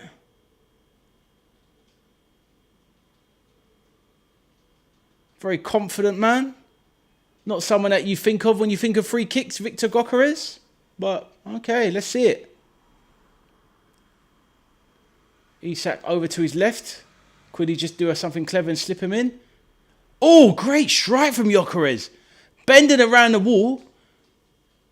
And Verbruggen read it. Nice save, camera height. Decent strike from Gokares. It was on target and it was going into the bottom corner. Peter says, hey, St. Pats, how you doing, brother? I know we have 4 players in this duel, but my eyes are totally on Isak. I need him to play a blinder. I hear you, St. Pats. He's played very well so far, to be fair. Have you caught the game from the start? Let me know. And Peter says, I forgot about Oliver. He's about to throw a spanner in the works. I know, mate. He always throws one in his own net, Michael Oliver. Absolute scandalous ref. But I'll be very pleased that Pat's with Isak, the way he's linked up with Gokares. I think they've really linked up well. Some really good driving runs from Isak as well. And, showing that intelligence we know he's got. I just want him to come back fit, my man. Fit and healthy for the start of pre-season. But good to see you, St. Pat's. Hope everything's well and you're getting some good weather out there in Portugal.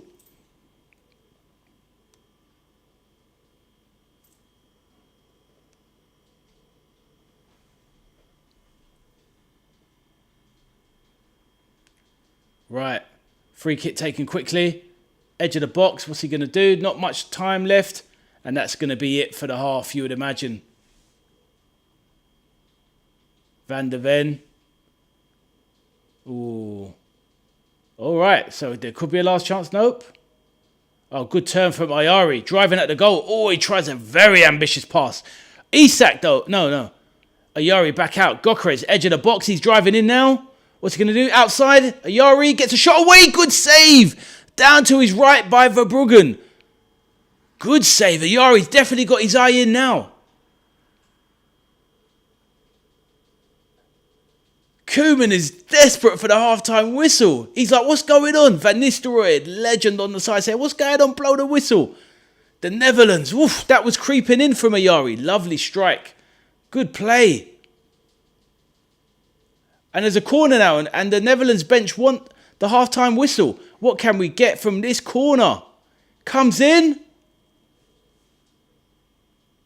Right, and it's blown for half-time. Sweden didn't want the half-time whistle there. And the Netherlands were on the ropes. Rocky Balboa getting tumped up. Boof, boof, boof. Brobby, I haven't seen this guy for 25 minutes since he scored the 2 goals. I haven't seen him in the game. And that's where we're at. It is half-time. Netherlands 2. Sweden 2. Good stuff. This has to be the highest scoring World Cup so far. 100%. I know there's more teams in it and there's more games, but it's just goals, goals, goals. Every game, more or less. Amazing stuff.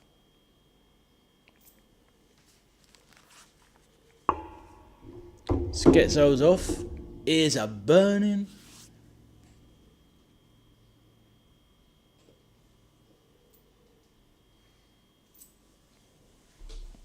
But yes, very, very interesting first half there.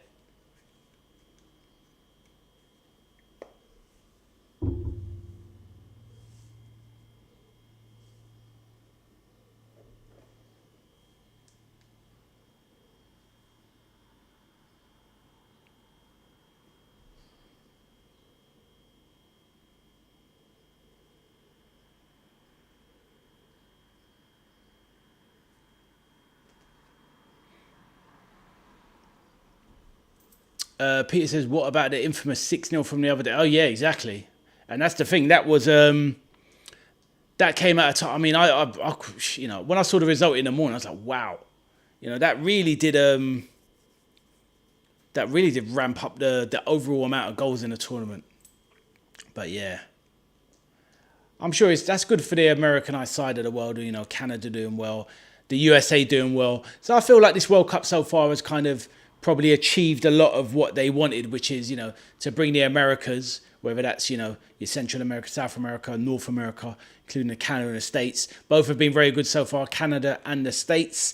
And it should basically elevate, football soccer in that part of the world, and keep growing the game. Which is, if they can get to a point one day where football, as in soccer, our game, our brand of football, gets big in the United States, then that's really what FIFA and even UEFA would want. The governing bodies, they want football to become massive in the United States, because that's when it can go through the roof even more money, even more eyes on it, etc. And but there's that weird thing in American media where they're kind of, I don't know, seem a bit too proud that they don't care about football, if that makes sense, which is a bit silly, really. Peter says 6 goals, 2 red cards, a broken leg, and a pitch brawl at the end. I didn't know about the pitch brawl. I knew about, obviously, the broken leg and the 2 red cards. I mean, yeah, it is a lot for one match, isn't it? And there was a hat trick as well, wasn't it? It was a hat trick for Jonathan David. So yes, very, very, very, very interesting game. That would have been an interesting game to cover on here. That's for sure. Plenty of talking points. 1,000,000%.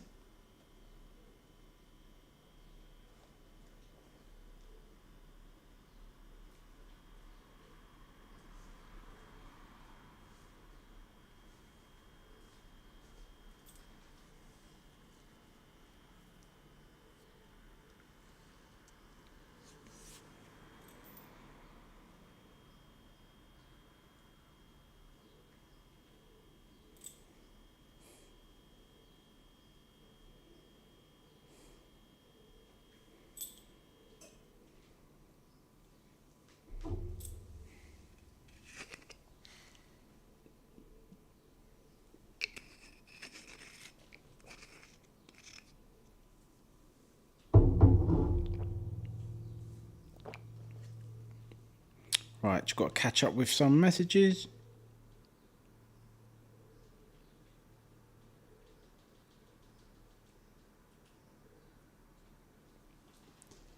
So Pat says, I missed the start. Gakpo looked like he played a part there. Yeah, it was a great assist, actually. Really nice. It was a perfect delivery, actually, which makes a change from Cody. So Pat's. But yeah, it was a lovely bit of play for me. He came in, did his normal cutting Cody stuff, flashed a few wide, had one on target as well.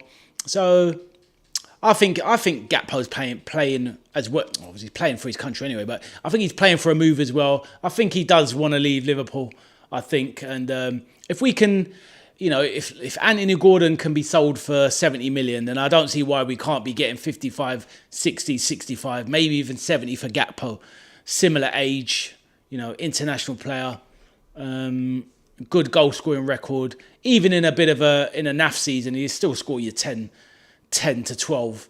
And in a good season, he'll get you, 15, 16, 17. If he goes to an easier league like the Bundesliga, Gakpo will do well over there. And so Pat says, I wonder how the Dutch lads feel about Slot. Yeah, it's one of those things, isn't it? It's one of those things where obviously nobody wants to say a bad word about their manager, especially when they're a countryman as well. But I'm sure the Liverpool lads remaining behind are quite chuffed that he's gone, because that brand of football we were playing absolutely stunk. Yeah, most definitely. So 100%.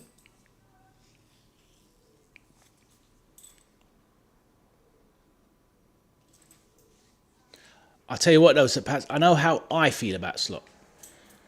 And I know how you feel about Slot. So there's just degrees. I reckon Peter's a little bit charitable on Slot.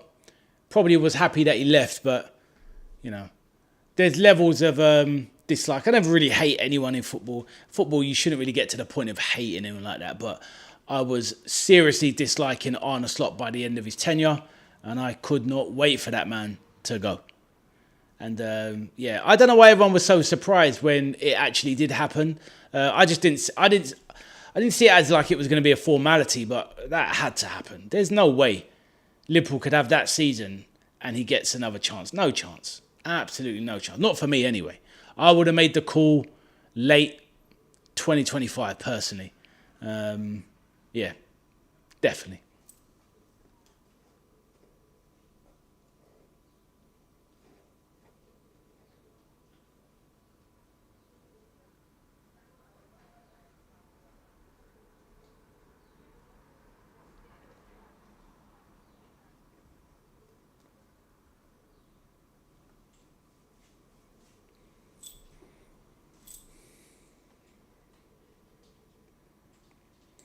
Right, I'll be back in a moment. Just going to have a toilet break, top up the water, and I'll be back shortly.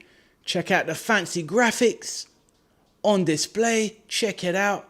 Boom. Stream will be right back. So anyone wants to fire any questions in, any observations, any bit of chit chat, then please do fire it in and let me know. I am all ears. And don't forget, if you've popped in and you haven't hit the like button, then quickly close that chat.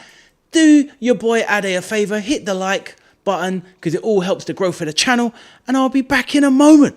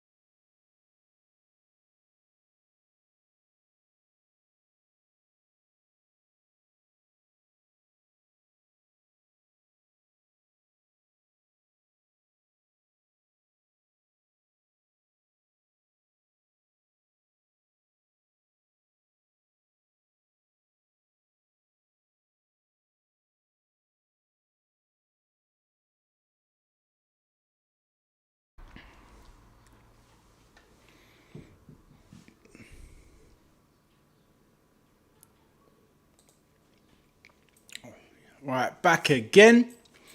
It's going to be interesting over the next few days before the final matches. So I think the final matches wrap up, say, roughly by next weekend. But I'm expecting the Premier League teams to do a good few transfers. Maybe by the middle of next week. It feels like the big one is going to be involving Liverpool with this Yan Diomande transfer. I've got a feeling that transfer is going to take place by Monday or Tuesday latest. I think that will drop. It might even be a tomorrow thing where Liverpool get that deal done. Obviously, it's a massive, massive price for a 19-year-old. But it looks like he's the one they're choosing to replace Mo Salah long term. Getting him in at 19. You could have him for 6-7 seasons and it'd still only be 26, 27. Could even still sell him on at that point as well, if you want to refresh the squad. So it looks like a sensible signing considering what is out there in terms of the right wing position. But it looks like Liverpool are gonna, put on their big boy pants once again this summer and put out a lot of money. I was looking at the statistics for Diomande.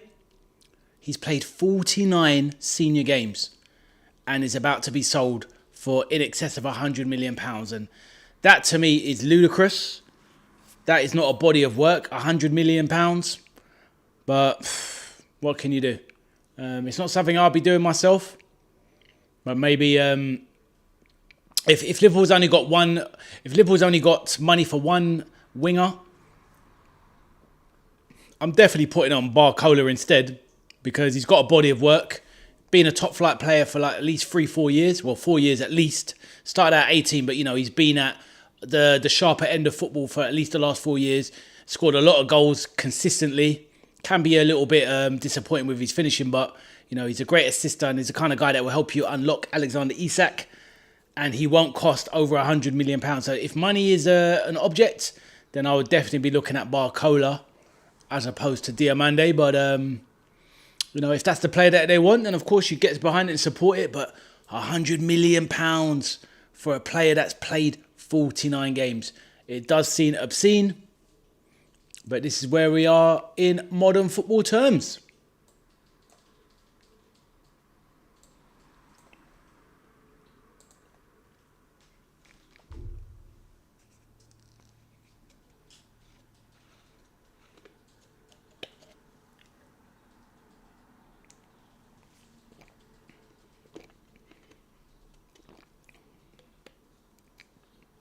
Peter says, like the old days, Saturday evening, Noel's house party, Mr. That's a good one. Mr. Brobby coming in, making it all messy. Yeah, I know.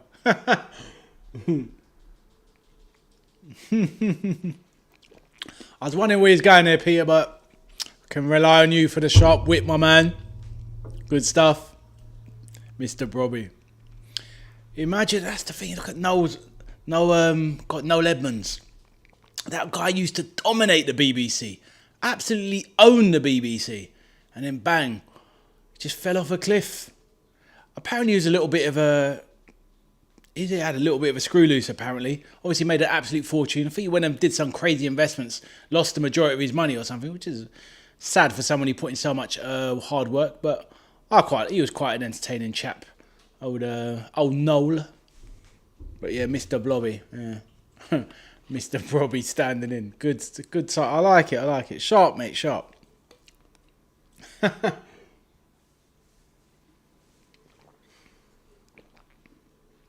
Oh, is that what it is? Well, people like that, especially the kind of money that celebrities made back then, obviously in comparison now, they kind of made far more money back then in relation to what people do now, because money is so much more... the distribution of it is so different now. Whereas before it was like the few would make the money, and obviously money would go further back then. So you'd imagine that he was sitting on an absolute fortune back then. You know, £100,000 now, as opposed to £100,000 back 15, 20 years ago. Chalk and cheese, isn't it? So, you know, and Noel Edmonds was multi. He is what they called in London parlance, caked off. He had money. He was Sadio Mane'd up. But yeah, it is what it is. Everyone seems to have their vices, and if cars and poor investments were him, then that's the way it goes.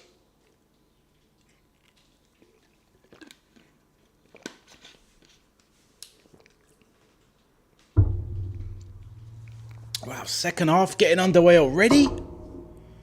These halftime breaks go so quickly. I didn't even go through the stats or anything. But Somerville is coming on. I wonder who he's coming on for. I'm thinking that must be surely for Doniel Marlon.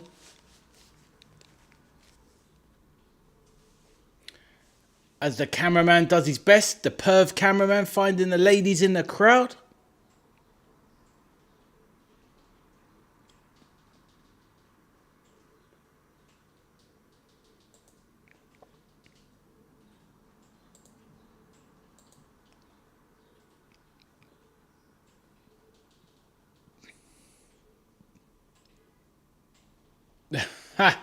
Peter, in the corner, they're advertising a QR code to buy your TV license. Okay. So if anyone's watching it that doesn't have a TV license, why would they buy a TV license? Joke.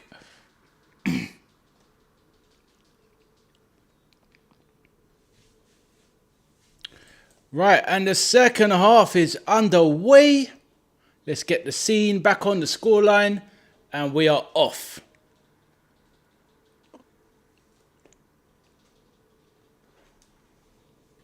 So Isak got the game underway.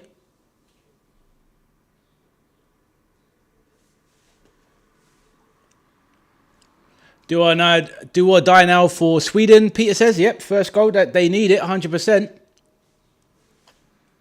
Gary says, let's go.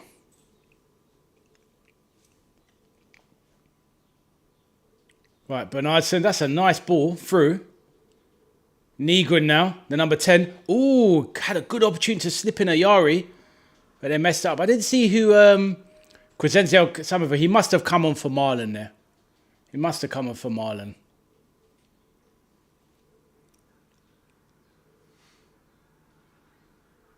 Karlstrom adjudged to a fouled.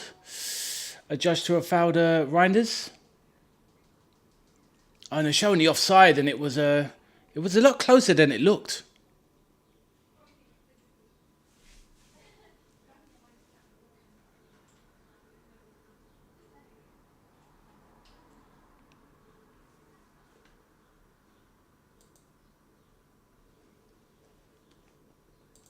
Lagerbilk. That's the player that I felt looks a lot like Benjamin Sesko. Looks like a doppelganger for him. Right, Gravenberch.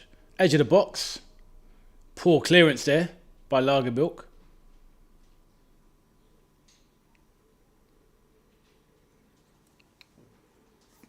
Play down by Virgil van Dijk. Over to Mickey van der Ven. Over to Frankie de Jong in midfield.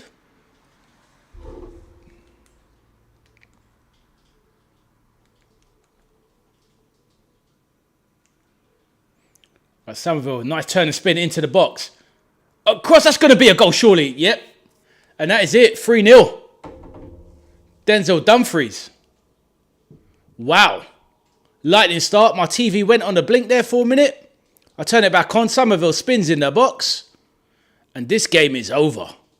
It's over.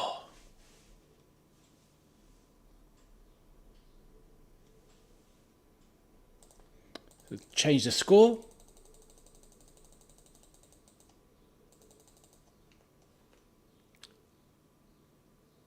Oh, I've messed that all up. It was Dumfries with the ball across.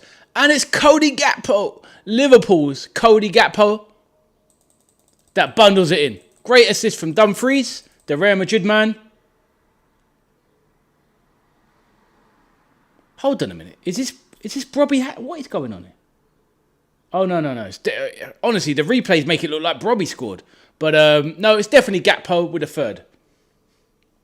Yeah, so my waffly commentary there. It was quite hard. To be honest with you, I found some of the camera angles of this World Cup to be quite off-putting. It's the angles just aren't as good as the Premier League cameras that you're used to. They're a little bit too far away. And unless you're watching on some massive TV, it's like the draw distance of some of these the cameras, it's too far.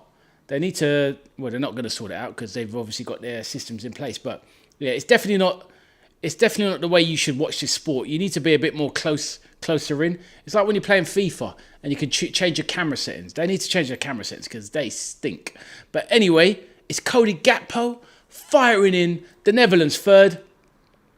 And that adds another few million onto the value of Cody Gakpo. So I'm manifesting a Bayern Munich purchase. Cody, thanks for the last 2.5, 3 seasons.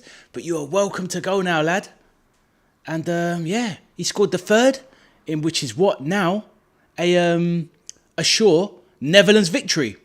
Peter says Liverpool World Cup GA. Silver lining. Exactly. Right, Gakpo now, edge of the box. Oh, it gets a shot away. Is that a foul he's looking for? Can't believe it. He's on the floor, Gakpo. To be honest, he was wrestled to the ground there. Probably did deserve a foul. But yes, Cody having a decent World Cup. A goal and assist today. Good man. That will be definitely music to Richard Hughes, the Liverpool sporting director's ears, if he can negotiate a transfer for Cody Gakpo. I'm manifesting Gakpo to Bayern Munich. Barcola comes into Liverpool. Diamande comes into Liverpool.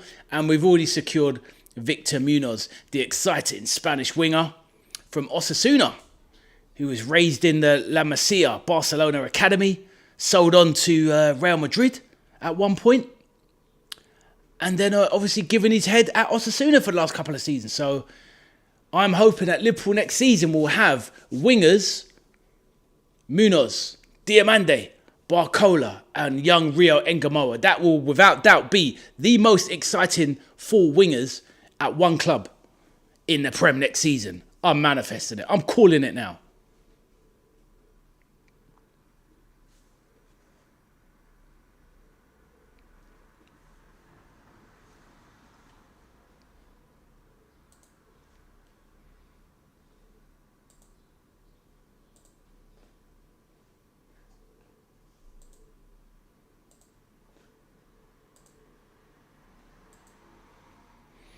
Right, Bernardsson is right side of the box, floats one in. It's a good cross, good headed clearer from Van Hecker. Hean wins the ball. Van Dijk didn't know where it was, but clears. Managed to get the ball back. Obviously, anyone in the chat, feel free to say hello. You are welcome. My name is Ade, the veteran arcade soldier. This is my channel. We play modern football game, modern video games, retro classics. I do a big part of my channel is Street Fighter 6 content. So if you play that game, let me know in the comments. You can hit me up on the Capcom Fighting Network. And obviously, football is a big aspect of my life, and I love to cover it. Let's go. Right, Sweden on the charge here, but can't do much with it.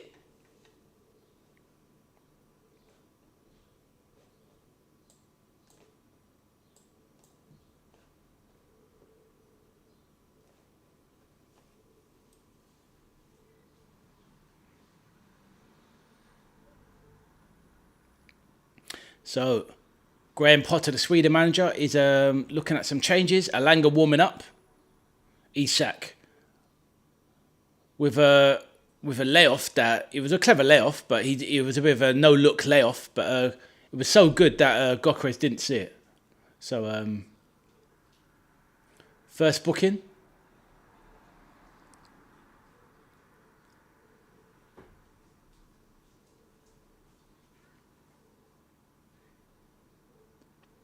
Goodmanson gets booked there for a foul on Crescencio Somerville, the flying West Ham winger.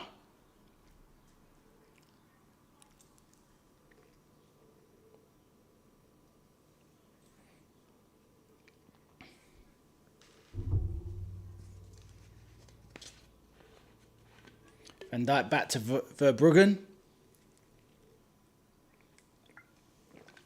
Ooh. Big clearance from Verbruggen. It nearly creeps all the way through to Brobby, 25 yards out, but a nice clearance by Hien, who pumps a long ball forward for Gyökeres and Isak. All right, well run there.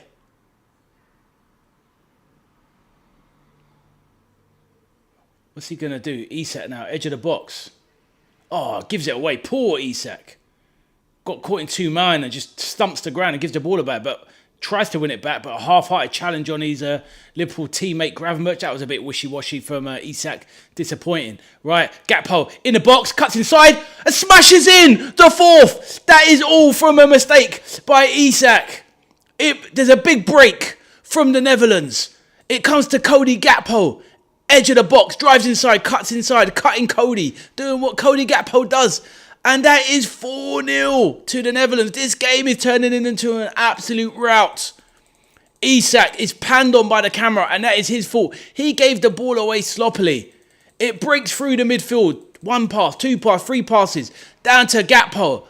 And boom, cuts into the box. Drives inside and smashes an unstoppable right-footed shot. 19 yards out. Bang! Straight pass. Nordfeldt making it 4-0. Good. Another assist for Crescencio Somerville. And that is a great finish from Gakpo.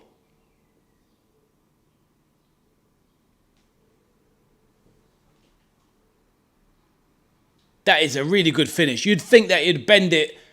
The keeper would be trying to bend it into the far corner, but he's gone near post and just given him the eyes. Boom. And slapped it past Nordfeldt. 4-0 for the Netherlands. Cody Gakpo turning up at the World Cup. 2 goals today, an assist today. I'm sure he got an assist the other day as well.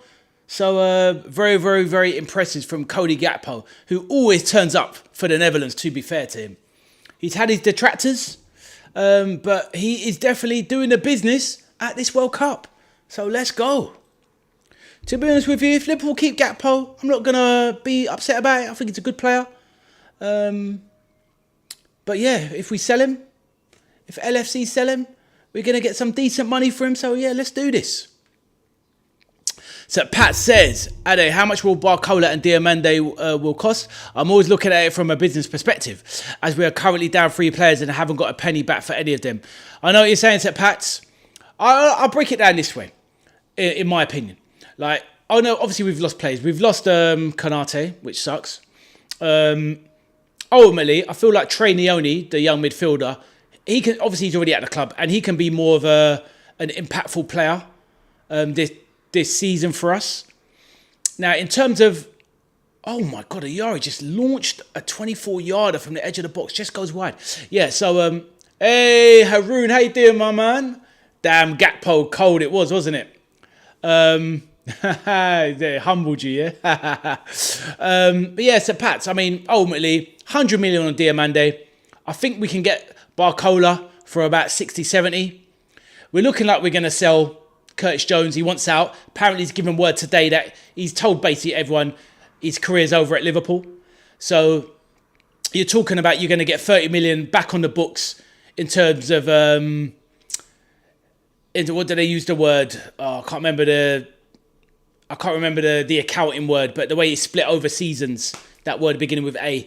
Anyway, yeah, so that 30 million coming in for Curtis Jones will just give Liverpool that the money in the coffers to then just spread out big payments for. So even though Barcola might be a 70 million player, amortization, isn't it? Yeah, that's the one. So at the end of the day, over a 6-year contract, Barcola becomes 12 million a year. So when you factor it in like that, we don't need to keep putting down massive money. You can just pay for things. It's like buying on the catalogue, isn't it? That's what it is. So you're talking about 170 for Diamande and Barcola.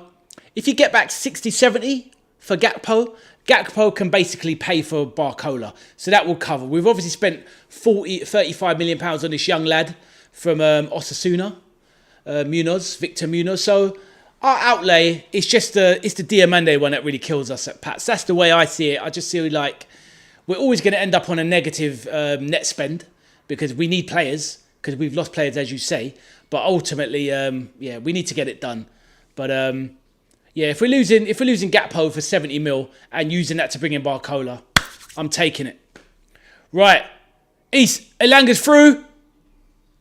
Good goal from Elanga. Wasn't really commentating on the match there, but Elanga buoys up the crowd. That was a great goal from Elanga. Once he's on his way, you are not catching him. How many goals in this game? 5 goals. Impressive. No one's going to catch Elanga, one of the fastest players in the tournament. Great goal. Right, so Peter says, even at a canter now, it could be 6 or 7 is going to take every chance. And so Pat says, ooh, look at that pace. Van Dijk and Van Hecke left in the dust. Even Van der Ven is struggling to catch up to Elanga. Absolute flow. And did you see that even as well? Van der Ven comes in with a crunching tackle. Thankfully, Elanga jumps it because Van der Ven comes in last minute with a big challenge, and that literally he slid in the way he took out Isak and broke his leg. Like, Van der Ven's a bit of a nasty guy. So Pat says 3 Dutch boys couldn't catch him. No, they could not catch him for anything. But did you see what I mean about Van der Ven coming in, Set Pats? That challenge coming with a scissor challenge. If it had caught him there, he would have broken his leg there like he broke Isak's. But yeah, it's a bit late in the game now. 4-1, this game is done. But Haroon, good to see you in the chat. Hope you're well, brother. Please let me know. And guys, don't forget, close the chat for a second. Hit the like button. Help your boy Addy out for the growth of the channel. Don't forget to hit that like on the stream. But yeah, what a game. 5 goals. Right, great ball in there by Isak, but miscontrols by Elanga.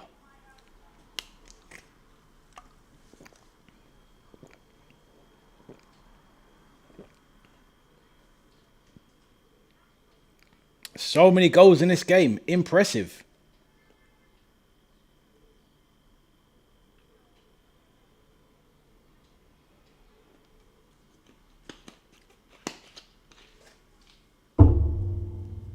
Right, Gakpo.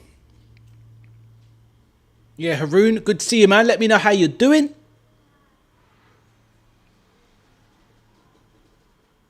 So could this end up being the highest scoring game of the tournament so far? It will be a bit more interesting if, not that it's not interesting, but it would be even more interesting if Sweden can get the next one. You never know. The Netherlands has shown that they're a little bit frail at times, letting the Japanese come back into it twice. Good play there from Elanga. Rip-roaring pace. Ball into the box. Ooh. Van Hecke just beats Isak. And that would have been 4-2. Isak smiles thinking, oh, he was nearly eating. That was nearly good eating for Isak there. Great clearing challenge from Van Hecke there. Otherwise, Isak's coming in to gobble that up. Elanga, flying winger. His pace is disgusting. The original FIFA pace merchant, Elanga, with that 95 FIFA pace. For any one of you guys and girls that play EA Sports FC FIFA, you will know what I'm talking about. The 95 pace cheap player, no skill tech, but 95 pace. Van Dijk, big hit, big header there. Ayari wins the header, but to nobody.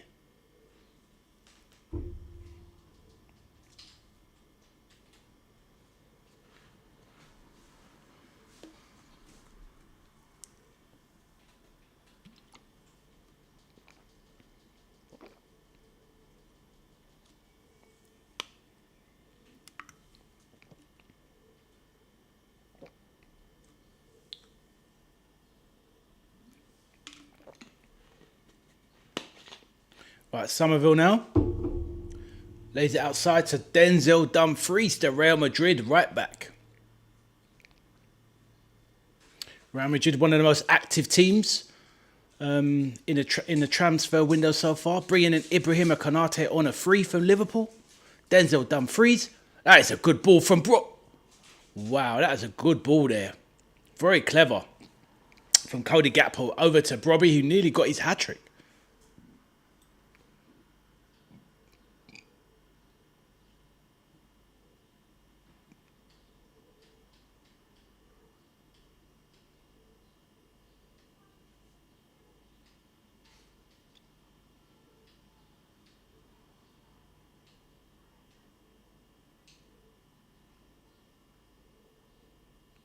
So Coop Miners, left-footed cross corner into the box.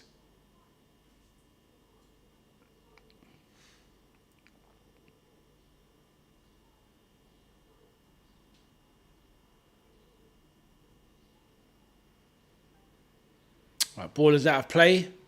So much going on in this game. Anybody wants to fire in any chat, any questions, then please do go ahead. I'm all ears while watching this game. The multitasking master, as I'm going to try and become. That was awful. They're showing a replay to Isak, who just give the ball away. Oh, it was so horrible, the goal. In terms of the build-up for the goal, but it was an amazing finish from Gakpo.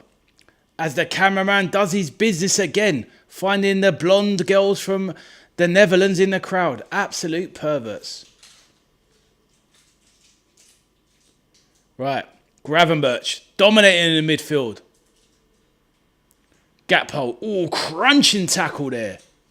From Lagerbilk there. Crunched him up.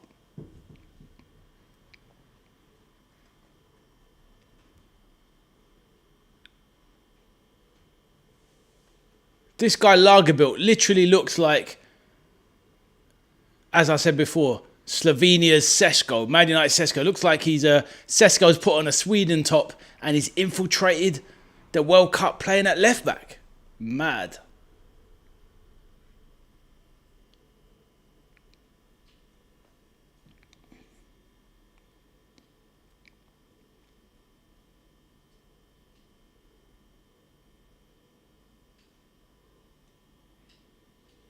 So Bergvall, the young Spurs prodigy, as they call him in Sweden, is on.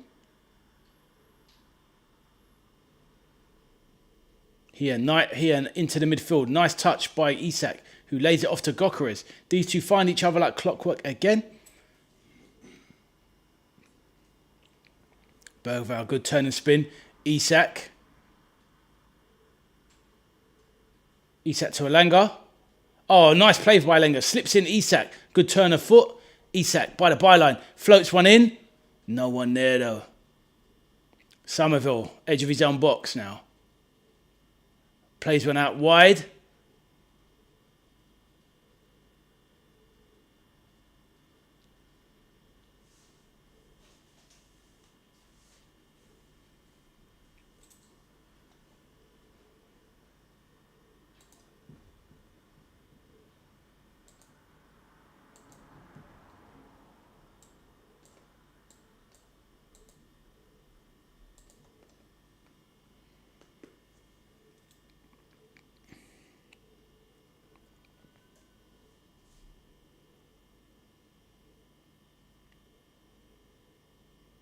If you're there, Sir Pats, how are you feeling about the Gakpo situation?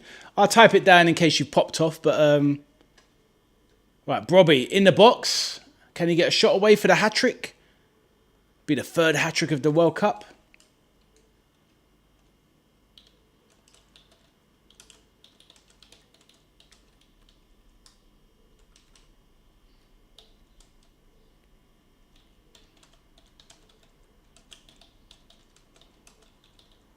So if you're there, Sep Pats, do you want to... Oh, what is going on with this keyboard?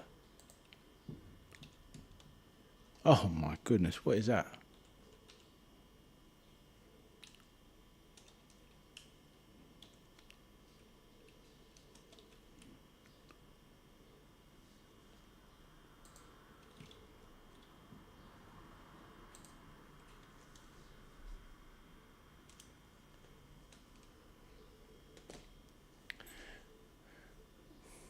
Alanga. Oh, lovely back heel nutmeg. Brilliant. Absolutely brilliant. That is one of the best back heels you'll ever see. Alanga, pace, runs down the side of the 18-yard box. Van Hecker comes in and he back heel nutmegs him in one movement. Absolute class. That is the best skill I've seen. Sorry, it was Van der Ven. That is the best skill I've seen in this tournament. A back heel nutmeg. You do not see that every day. That was impressive.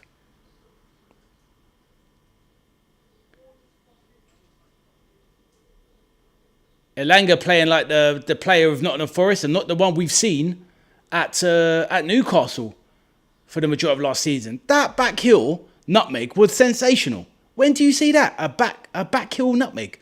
Crazy work. So Isak plays it out wide. Lovely from Goodmanson. Slips it across. No one following it in. Inviting. So Pat says, mate, I used to loathe Man United, but I must admit my emotion, and I hate myself for admitting it, is now headed towards Real Madrid. I hear you, mate. Oh, my days. The hydration break, and the crowd are booing. I'll address that in a minute, Sir Pats. The crowd are booing the hydration break because Sweden are building up a nice head of steam, looking like they're, maybe not scoring, but, they're taking control of the proceedings, and now there's a hydration break. So they've lost all that momentum, trying to get back in the game. It's really, really poor. Really, really poor. So Pat says, mate, I used to love Man United, but I must admit my emotion and hate myself for admitting it is now heading toward Real Madrid. So yeah, I get it. The thing is, sadly, it's just got to the point now where obviously Real Madrid have always been that club where they're kind of just a little bit above everyone else. But now, since they've done this model of taking players on free transfers, they have dominated us. We're probably the team that they've crippled the most. And thankfully, people like Salah stayed and Mane stayed. You could imagine if they'd got, word into their era at certain points, they could have got there to run down their contract, and they just cherry-picked so many players. It feels like every season at the moment, Real Madrid just keep doing us, and it is getting very irritating. I must admit, you are spot on. Gakpo based on last year's sell, but on this match, this is the World Cup for you. We can't base it on one match, Pats. You know better than that, my man. I know what you mean, though, because I'm watching it today thinking, geez, if this guy turned up every week, you'd want to keep him, right? But... And to be fair, was last year an anomaly for Gakpo? He was poor last year, but who was good last year other than Szoboszlai? So Gakpo, the first 2 seasons, he was very good, excellent to very good at times. Lots of GA, but yeah, last year was poor. So yeah, I know what you mean. Was last season an outlier? I do believe I would sell just because. If we can get that 70 mil for him and put that on Barcola, I think it's a better player and a few years younger, has that lightning pace we need as well, another pacey player, then I would take the risk. But if we end up keeping Gakpo, I'm not going to complain too much either. I would just rather sell him and reinvest it in the younger, upgraded model. But yeah, I hear you on the Real Madrid despise.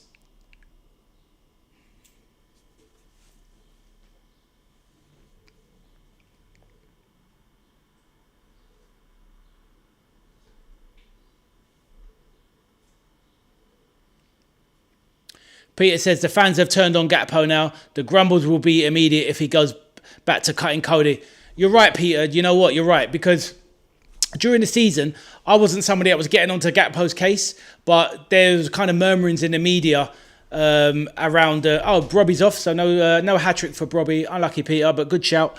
What's it called? Yeah, there was grumblings in the media around Christmas time that Gakpo was unhappy and felt that the fans were on his case a lot. So I guess during the games, he's feeling the heat, and it's probably even the stuff where there's not really boos or anything like that, obviously, but it's probably the groans. And I feel like when he does certain things, the groans have got to him.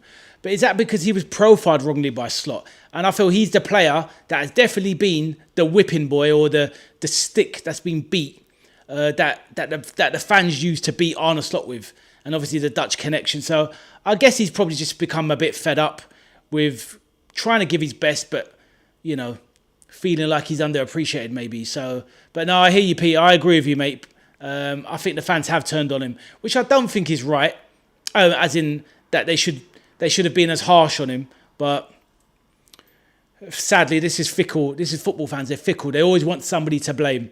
And Gakpo has definitely been that guy for us last season.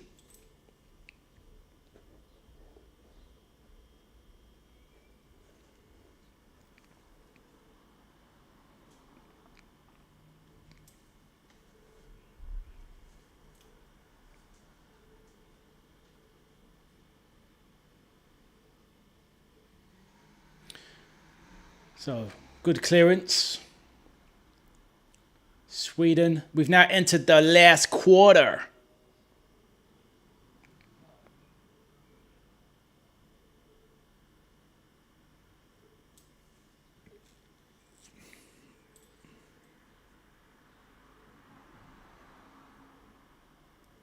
Right, Isak now.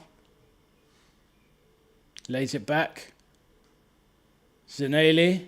Floats it into the box. Is that Van der Ven that goes down? Push on Van der Ven.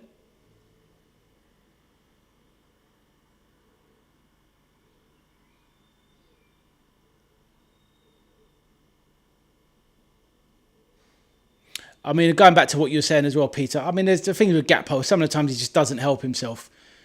There's only so many times you need to cut in. I mean, even if he just played off a simple pass sometimes, some of the times he gave it away were criminal. But yet he was still our second top scorer last season.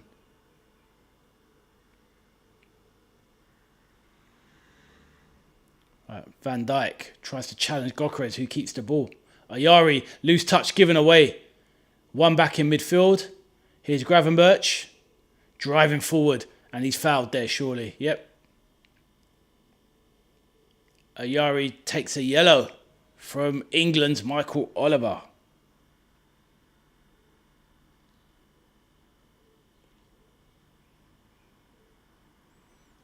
Ayari drops to the floor. Gravenberch was driving away, grabs him by the waist shirt and fouls him. Had to be a yellow.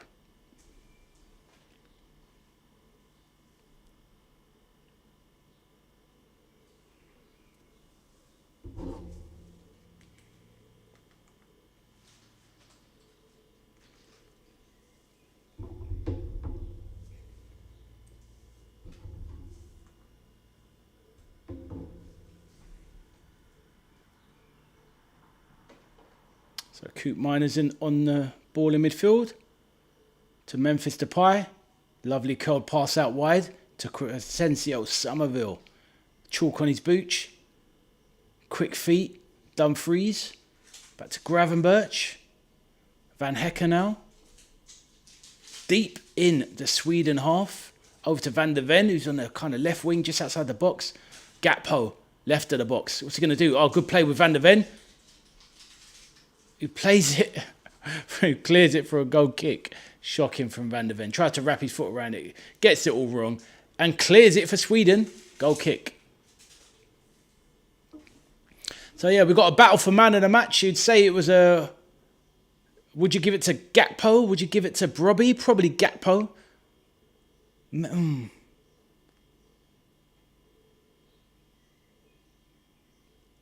Van Dijk plays it to Gravenberch.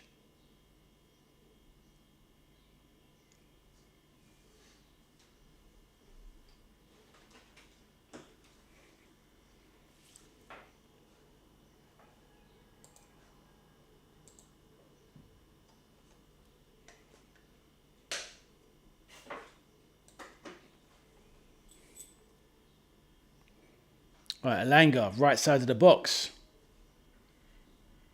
Floats it in. Cleared. Isak, edge of the box now.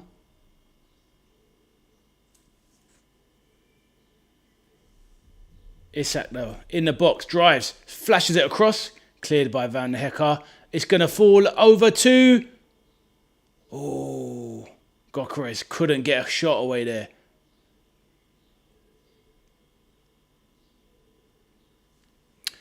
Peter says, Stuart Pearce reckons Van der Ven is the weak link for the Dutch. To be honest with you, that man knows more about left back position than any of us will ever know. And Van der Ven isn't a left back at the end of the day. So I can see why they would say that. I don't think Van der Ven's actually a very good defender. Definitely in terms of the centre-back position anyway. But left back, he can do a job, but for a tournament to win it 7 games in a row, yeah, Van der Ven, I can understand why he thinks that. Right, Somerville is loose on the right. Awful cross from Somerville. Knocked behind. Was that a shot or a cross? It was... Either way, it was poor.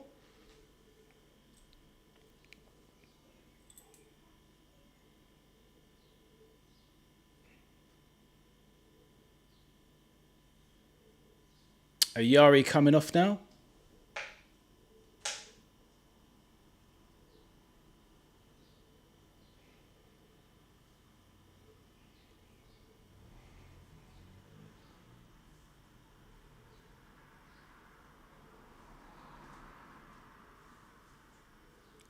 It's annoying because prior to the hydration break, Sweden had a foothold in the game and they just completely lost their momentum in the last 10 minutes.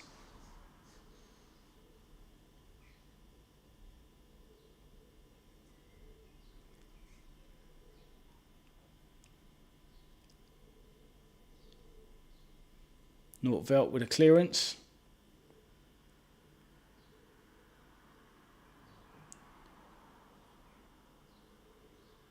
Right, Isak, centre circle. Plays it out wide. Ali has a frame. Very similar look to Isak. Isak now, edge of the... in the D. Slips one, tries to slip in Elanga, but he's not going to read that. They needed that the other way around. They needed Elanga, the one feeding Isak there.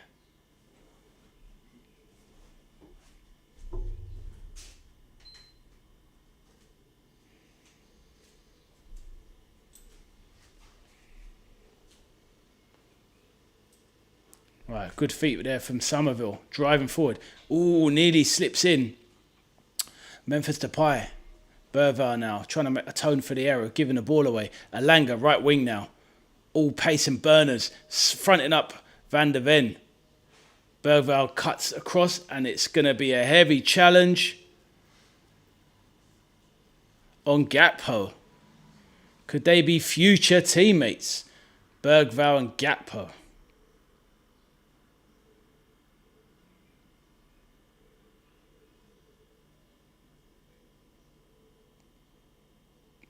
Gakpo goes down in a heap, and this game is petering out 4-1 to the Netherlands.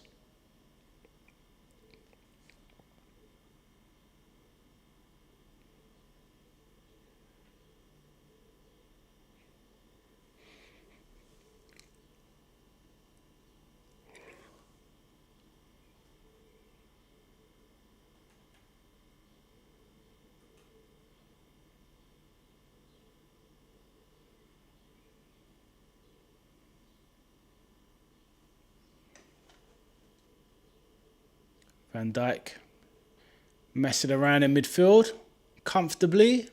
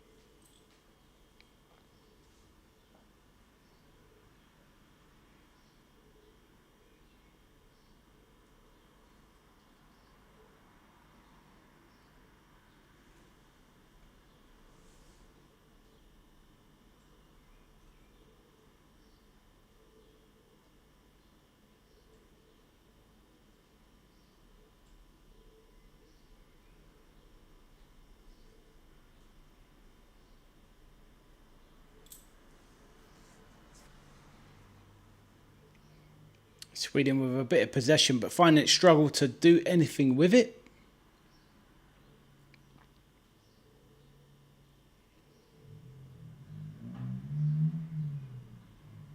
Right, Elanga now, right wing. He's been set free by Zanelli. Drives into the box. Big, too much on the cross. Plays it out wide. Ali can't retrieve it. Well over Isak's head, so nothing doing there. Elanga getting it all wrong. After a bright start to coming on second half and scoring, he's kind of lost his way a bit in this game, Elanga. But warning signs for the Netherlands. They are definitely vulnerable at the back. That is without a shadow of a doubt.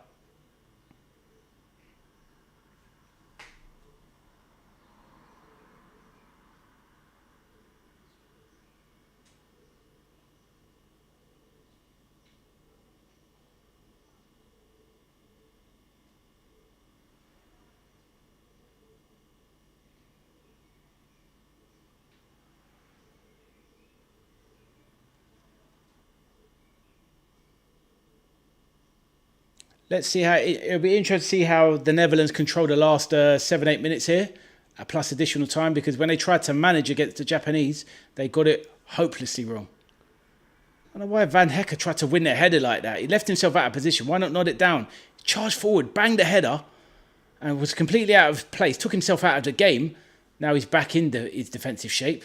Ali to the edge of the box. Isak, edge of the box! Lovely shot by Isak, who's down on one knee. He can't believe it. It was a great save by Verbruggen. Lovely shot from Alexander the Great Isak. Edge of the box. Oh, it was bending, curling beautifully into the top corner. Great strike from Isak. Lovely camera height save from Verbruggen. Really makes a meal of the save, but it does look spectacular with him flying through the air to stop Alexander Isak's shot there. Elanga with a corner from the right side. What's he got? Good cross to the box. Cleared. Was that Virgil van Dijk with the clearance? Knocked down there. Zanelli with the left-footed volley first time. But straight into Verbruggen's hands.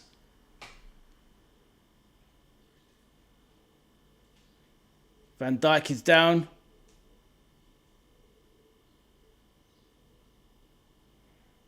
Yeah, we need Virgil to get up. Holding his thigh. Shows a bit of leg for the camera. Virgil, we love you, dude. Pat says, the last time the World Cup was in the UK was 66.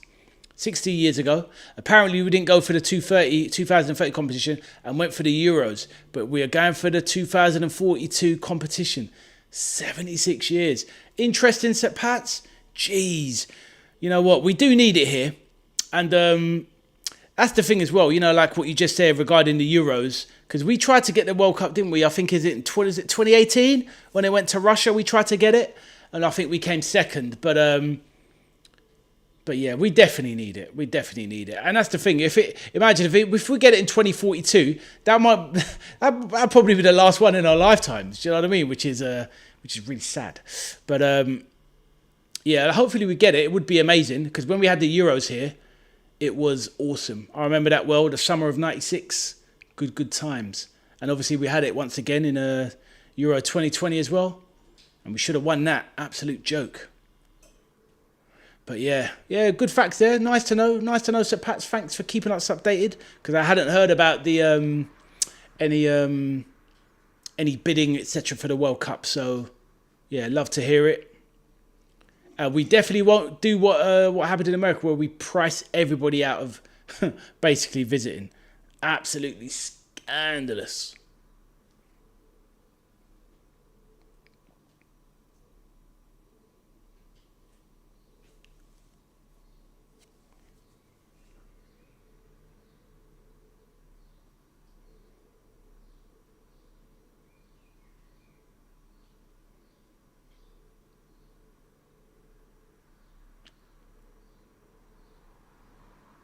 Oh, good turn in the box there by Lagerbielk. The fake Sesko. Right, Elanga now, right wing. What's he going to do? He's facing up Van der Ven. He doesn't want that pace battle. But Elanga's now in the middle. Tries to play in Isak. But well played by Gravenberch, who cuts out the pass and knocks it back to Verbruggen. So good play from the Swedes. But, yeah, the Netherlands are on point. Sweden crowd, you've never seen so many blonde people in your life in the crowd. Gakpo goes for the nutmeg. And he's down on the ground in pain, but Sweden carry on. Fair play. Get on with it. Gakpo's going to have to get up. Isak plays out to Ali. Isak looking tired here, jogging. Ali. Oh, he does Dumfries there. Threatens to cut inside, but goes on the outside, but puts a poor cross across the goal. Great turn, great pace, great trickery from Ali, but the end product is not there. Shanks it.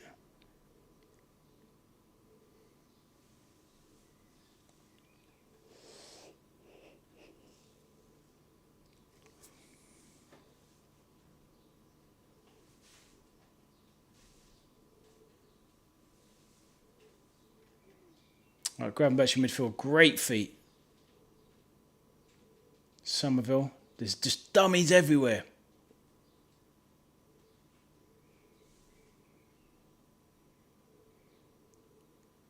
Right, Somerville now central. What's he going to do? Goes for the shot. That's fired. That is a great goal from Crescencio Somerville. That was a really good break. They have absolutely slapped. They've absolutely slapped. Oh my days, I've just realised I don't have a 5. I don't have a 5. So, oh, that is shambolic. I haven't got a 5.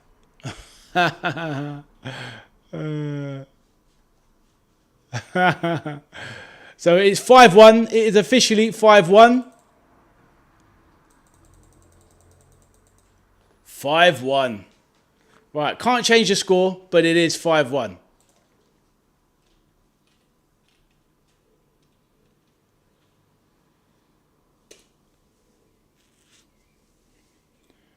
And that is curtains for Sweden. Great finish from Somerville. Very similar to the Gakpo goal.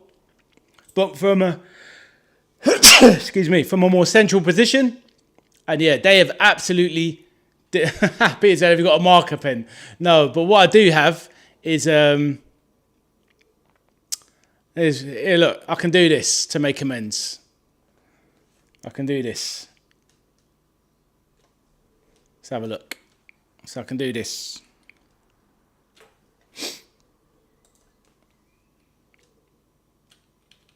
There you go. So just add them together. A bit of maths with VAS, with Ade, the veteran arcade soldier. A bit of maths for you. There you go. 5-1 right there on the screen. Boom. But yeah, that is scandalous. Yeah, I know. I've got to sort that out. I think I'll sort it out. Do you know what? I've been saying to her, I knew I'll get caught out of it at some point, sooner rather than later. Because I've been saying to her, because to be honest with you, I thought I had all of the things I needed up to 5. Because very rarely you're going to get more than 5 in a game.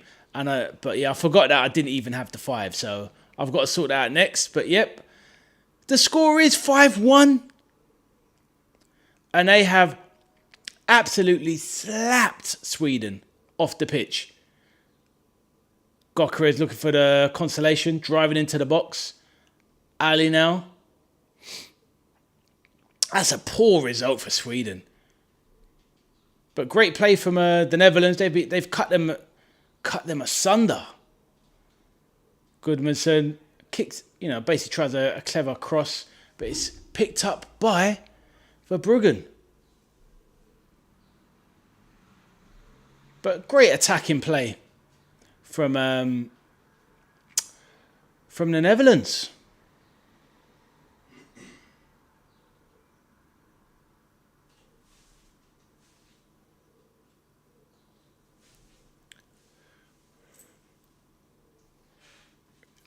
Showing Gakpo on the side there.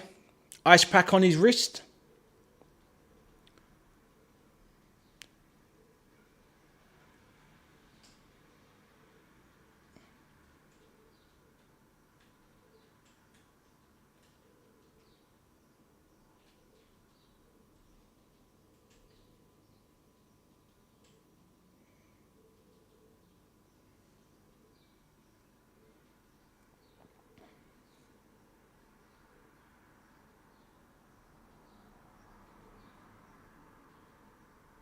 So the game is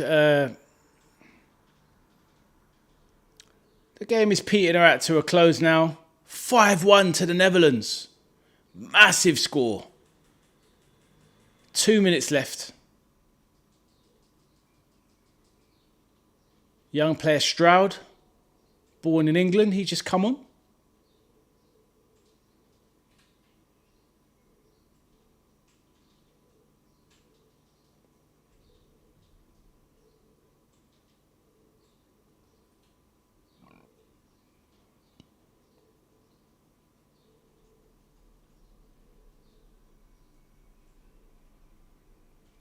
Somerville down injured. They're calling for the stretcher. He looks very hurt. But he's holding his face.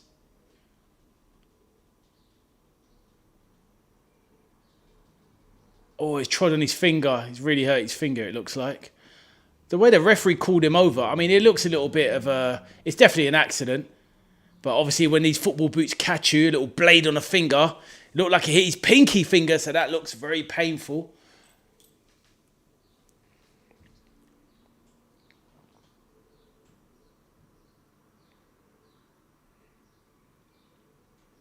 Somerville doing West Ham some favours there. They definitely will ratchet up the price tag. Somerville will definitely be a man in demand over the summer. West Ham need to sell to raise money for some debts that they've got. And Somerville is ramping up his price with every game. It'll be very surprising if Somerville doesn't go for at least 50, 60 million at this rate. Looking exceptional this World Cup. Right. Isak now. Over to... Oh, wow. Over to Ali. Very pacey. Bergvall. You can see Isak looks very tired in this second half, I thought. Obviously, doesn't really have much in the legs from the season. Gokares still being plucky.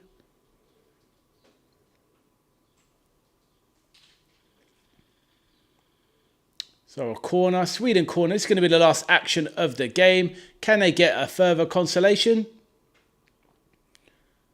And Somerville still lying prone on the floor, getting his eye attended to. I thought it was his finger that was damaged. But they're down to 10 men while Somerville's down. Stroud to take this corner. Floated into the box. Header. Straight into the hands of Verbruggen. And that will be all she wrote for the game. That is it. They didn't even bother with the kick out. That is the end of the game. Big result. Big result for the Netherlands. It is. It has ended. Netherlands 5. Sweden 1. That is a beating and a half. A beating and a half.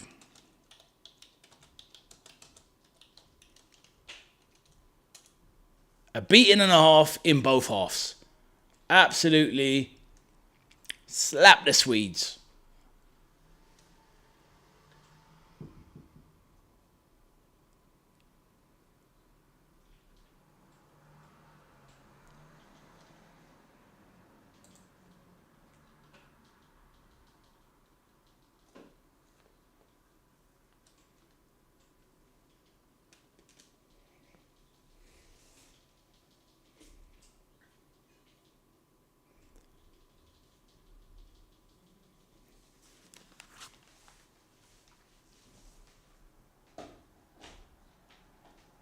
So a very good game, very good first game of the evening.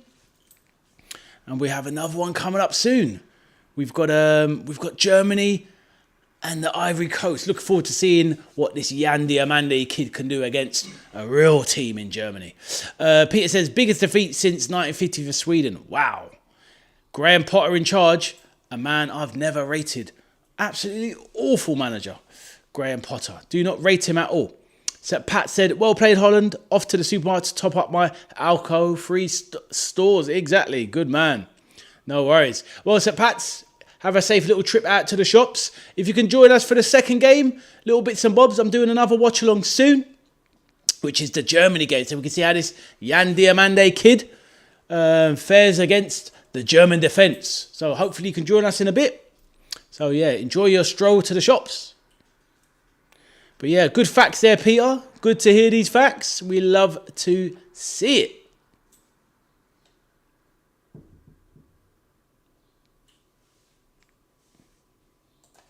Top man.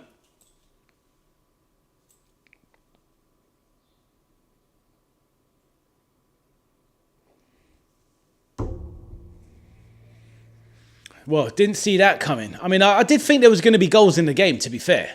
And I was going for a high-scoring 2-2. I did not envisage a 5-1 slapping, to be honest. But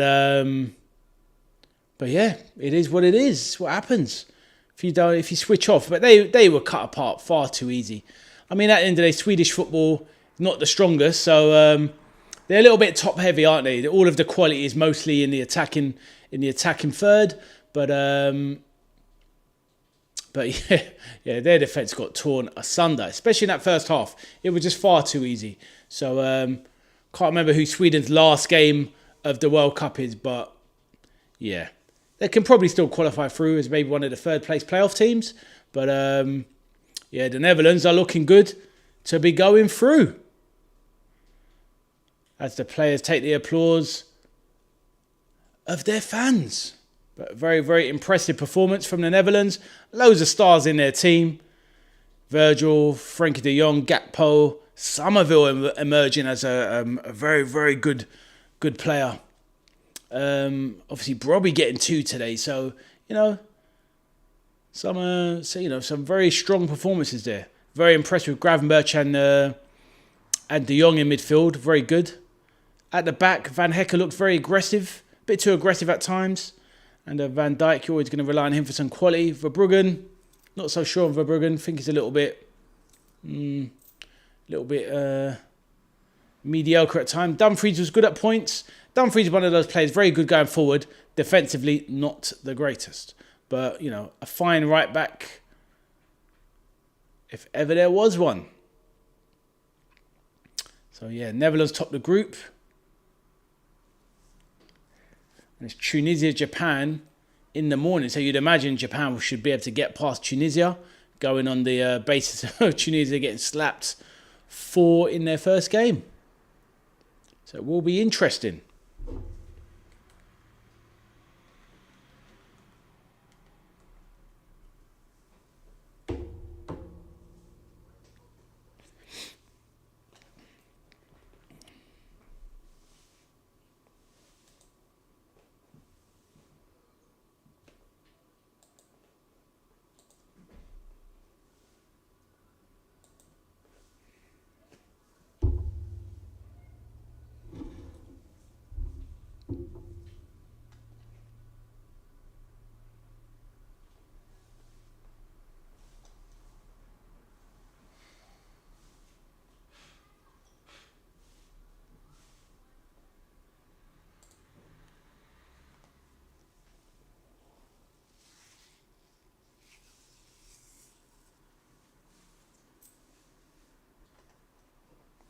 Hey, Natasha, good to see you back. Natasha says, Matej Vanes to Spurs, terms agreed. Yes, they are splashing the cash, Natasha. What do you feel about that deal? Is that something you feel that we should have got involved in? Or do you think 80 million is too rich for our taste buds, considering we have other stuff to do? What do you think? But yeah, you're the news hound. You are on the ball. But me personally, I wouldn't have minded him. But at that kind of money, Natasha, they can have him. No, United lost that again. Yeah, very true, very true. No, you're right. Obviously, we were linked to as well, but you're right. They were, Man United, you're right. They were the favourites and they lost out. Saying that, maybe they kind of just saw the cost and thought, oh, sod that. But you'd think if Tottenham can afford him, you'd think maybe surely Man United could. Seeing as Man United have got Champions League and Spurs don't. But, yes, I know you're always happy when Man United lose out, so I'm here for it. We'll have to see what Man United kind of end up doing. And Morgan Rogers terms agreed to... Is it really? See, now that is a player I wanted about a year ago. I really wanted him to come to Liverpool, but yeah, he's a bit of a strange one for us because I think he's an excellent player. I really do. I think he makes them better. I think they'll take Rodgers and they'll get rid of Odegaard. I think that's what they're going to do. And I think that's a massive upgrade. And that's a guy that will get them a lot of goals and a lot of assists. So, yeah, that's the kind of player that makes them... that's the kind of player that definitely makes Arsenal a hell of a lot stronger, Natasha, in my opinion. Natasha also says United will end up with Baleba. Yeah. Because obviously they were trying to get quoted 100 million for him last season. Obviously he had a poor season, but I wouldn't mind taking a punt on Baleba myself, actually. I think he's a good player. And if we could get him for, say, 35, 40 million, I'll take a chance. But yeah, I think you're right. I think he will end up at Man United, which, to be honest, is still a good signing. So, annoyingly, I think they will be a threat next season, Natasha. What do you think? Or are you just hoping for the demise?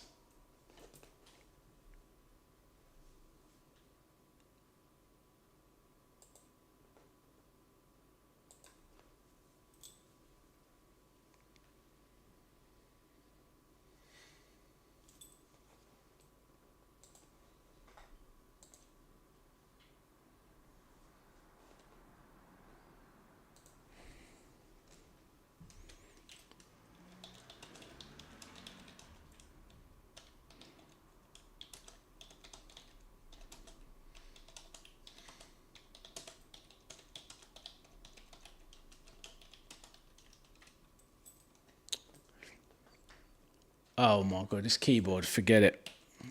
Absolutely forget it. I was saying there, Natasha, let's hope that they only get their 5th, 6th and 7th choice targets.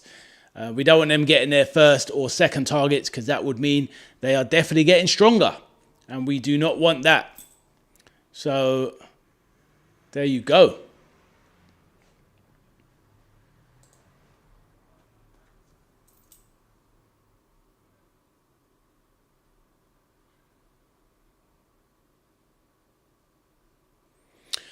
Peter says, going to join Pat with a trip to the shop. Safe trip, my man. Feel free to join on the second watch along. I'm going to take a little break in a moment. And yeah, do a little refresh and then come back for the second watch along, which will be happening shortly. So yeah, I'll be doing that now.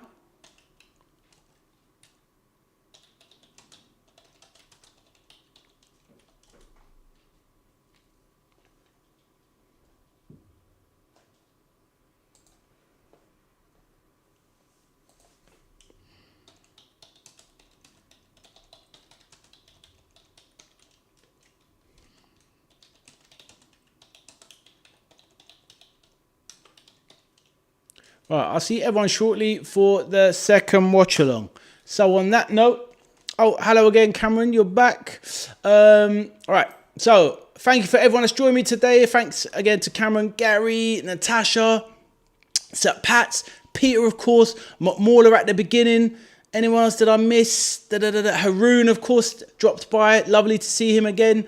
So yes, I will see everyone shortly in approximately about 23 minutes for the beginning of the second watch along, which is going to be Germany versus the Ivory Coast. So take care, everyone, and hopefully I'll see some of you back shortly. Thank you and see you again.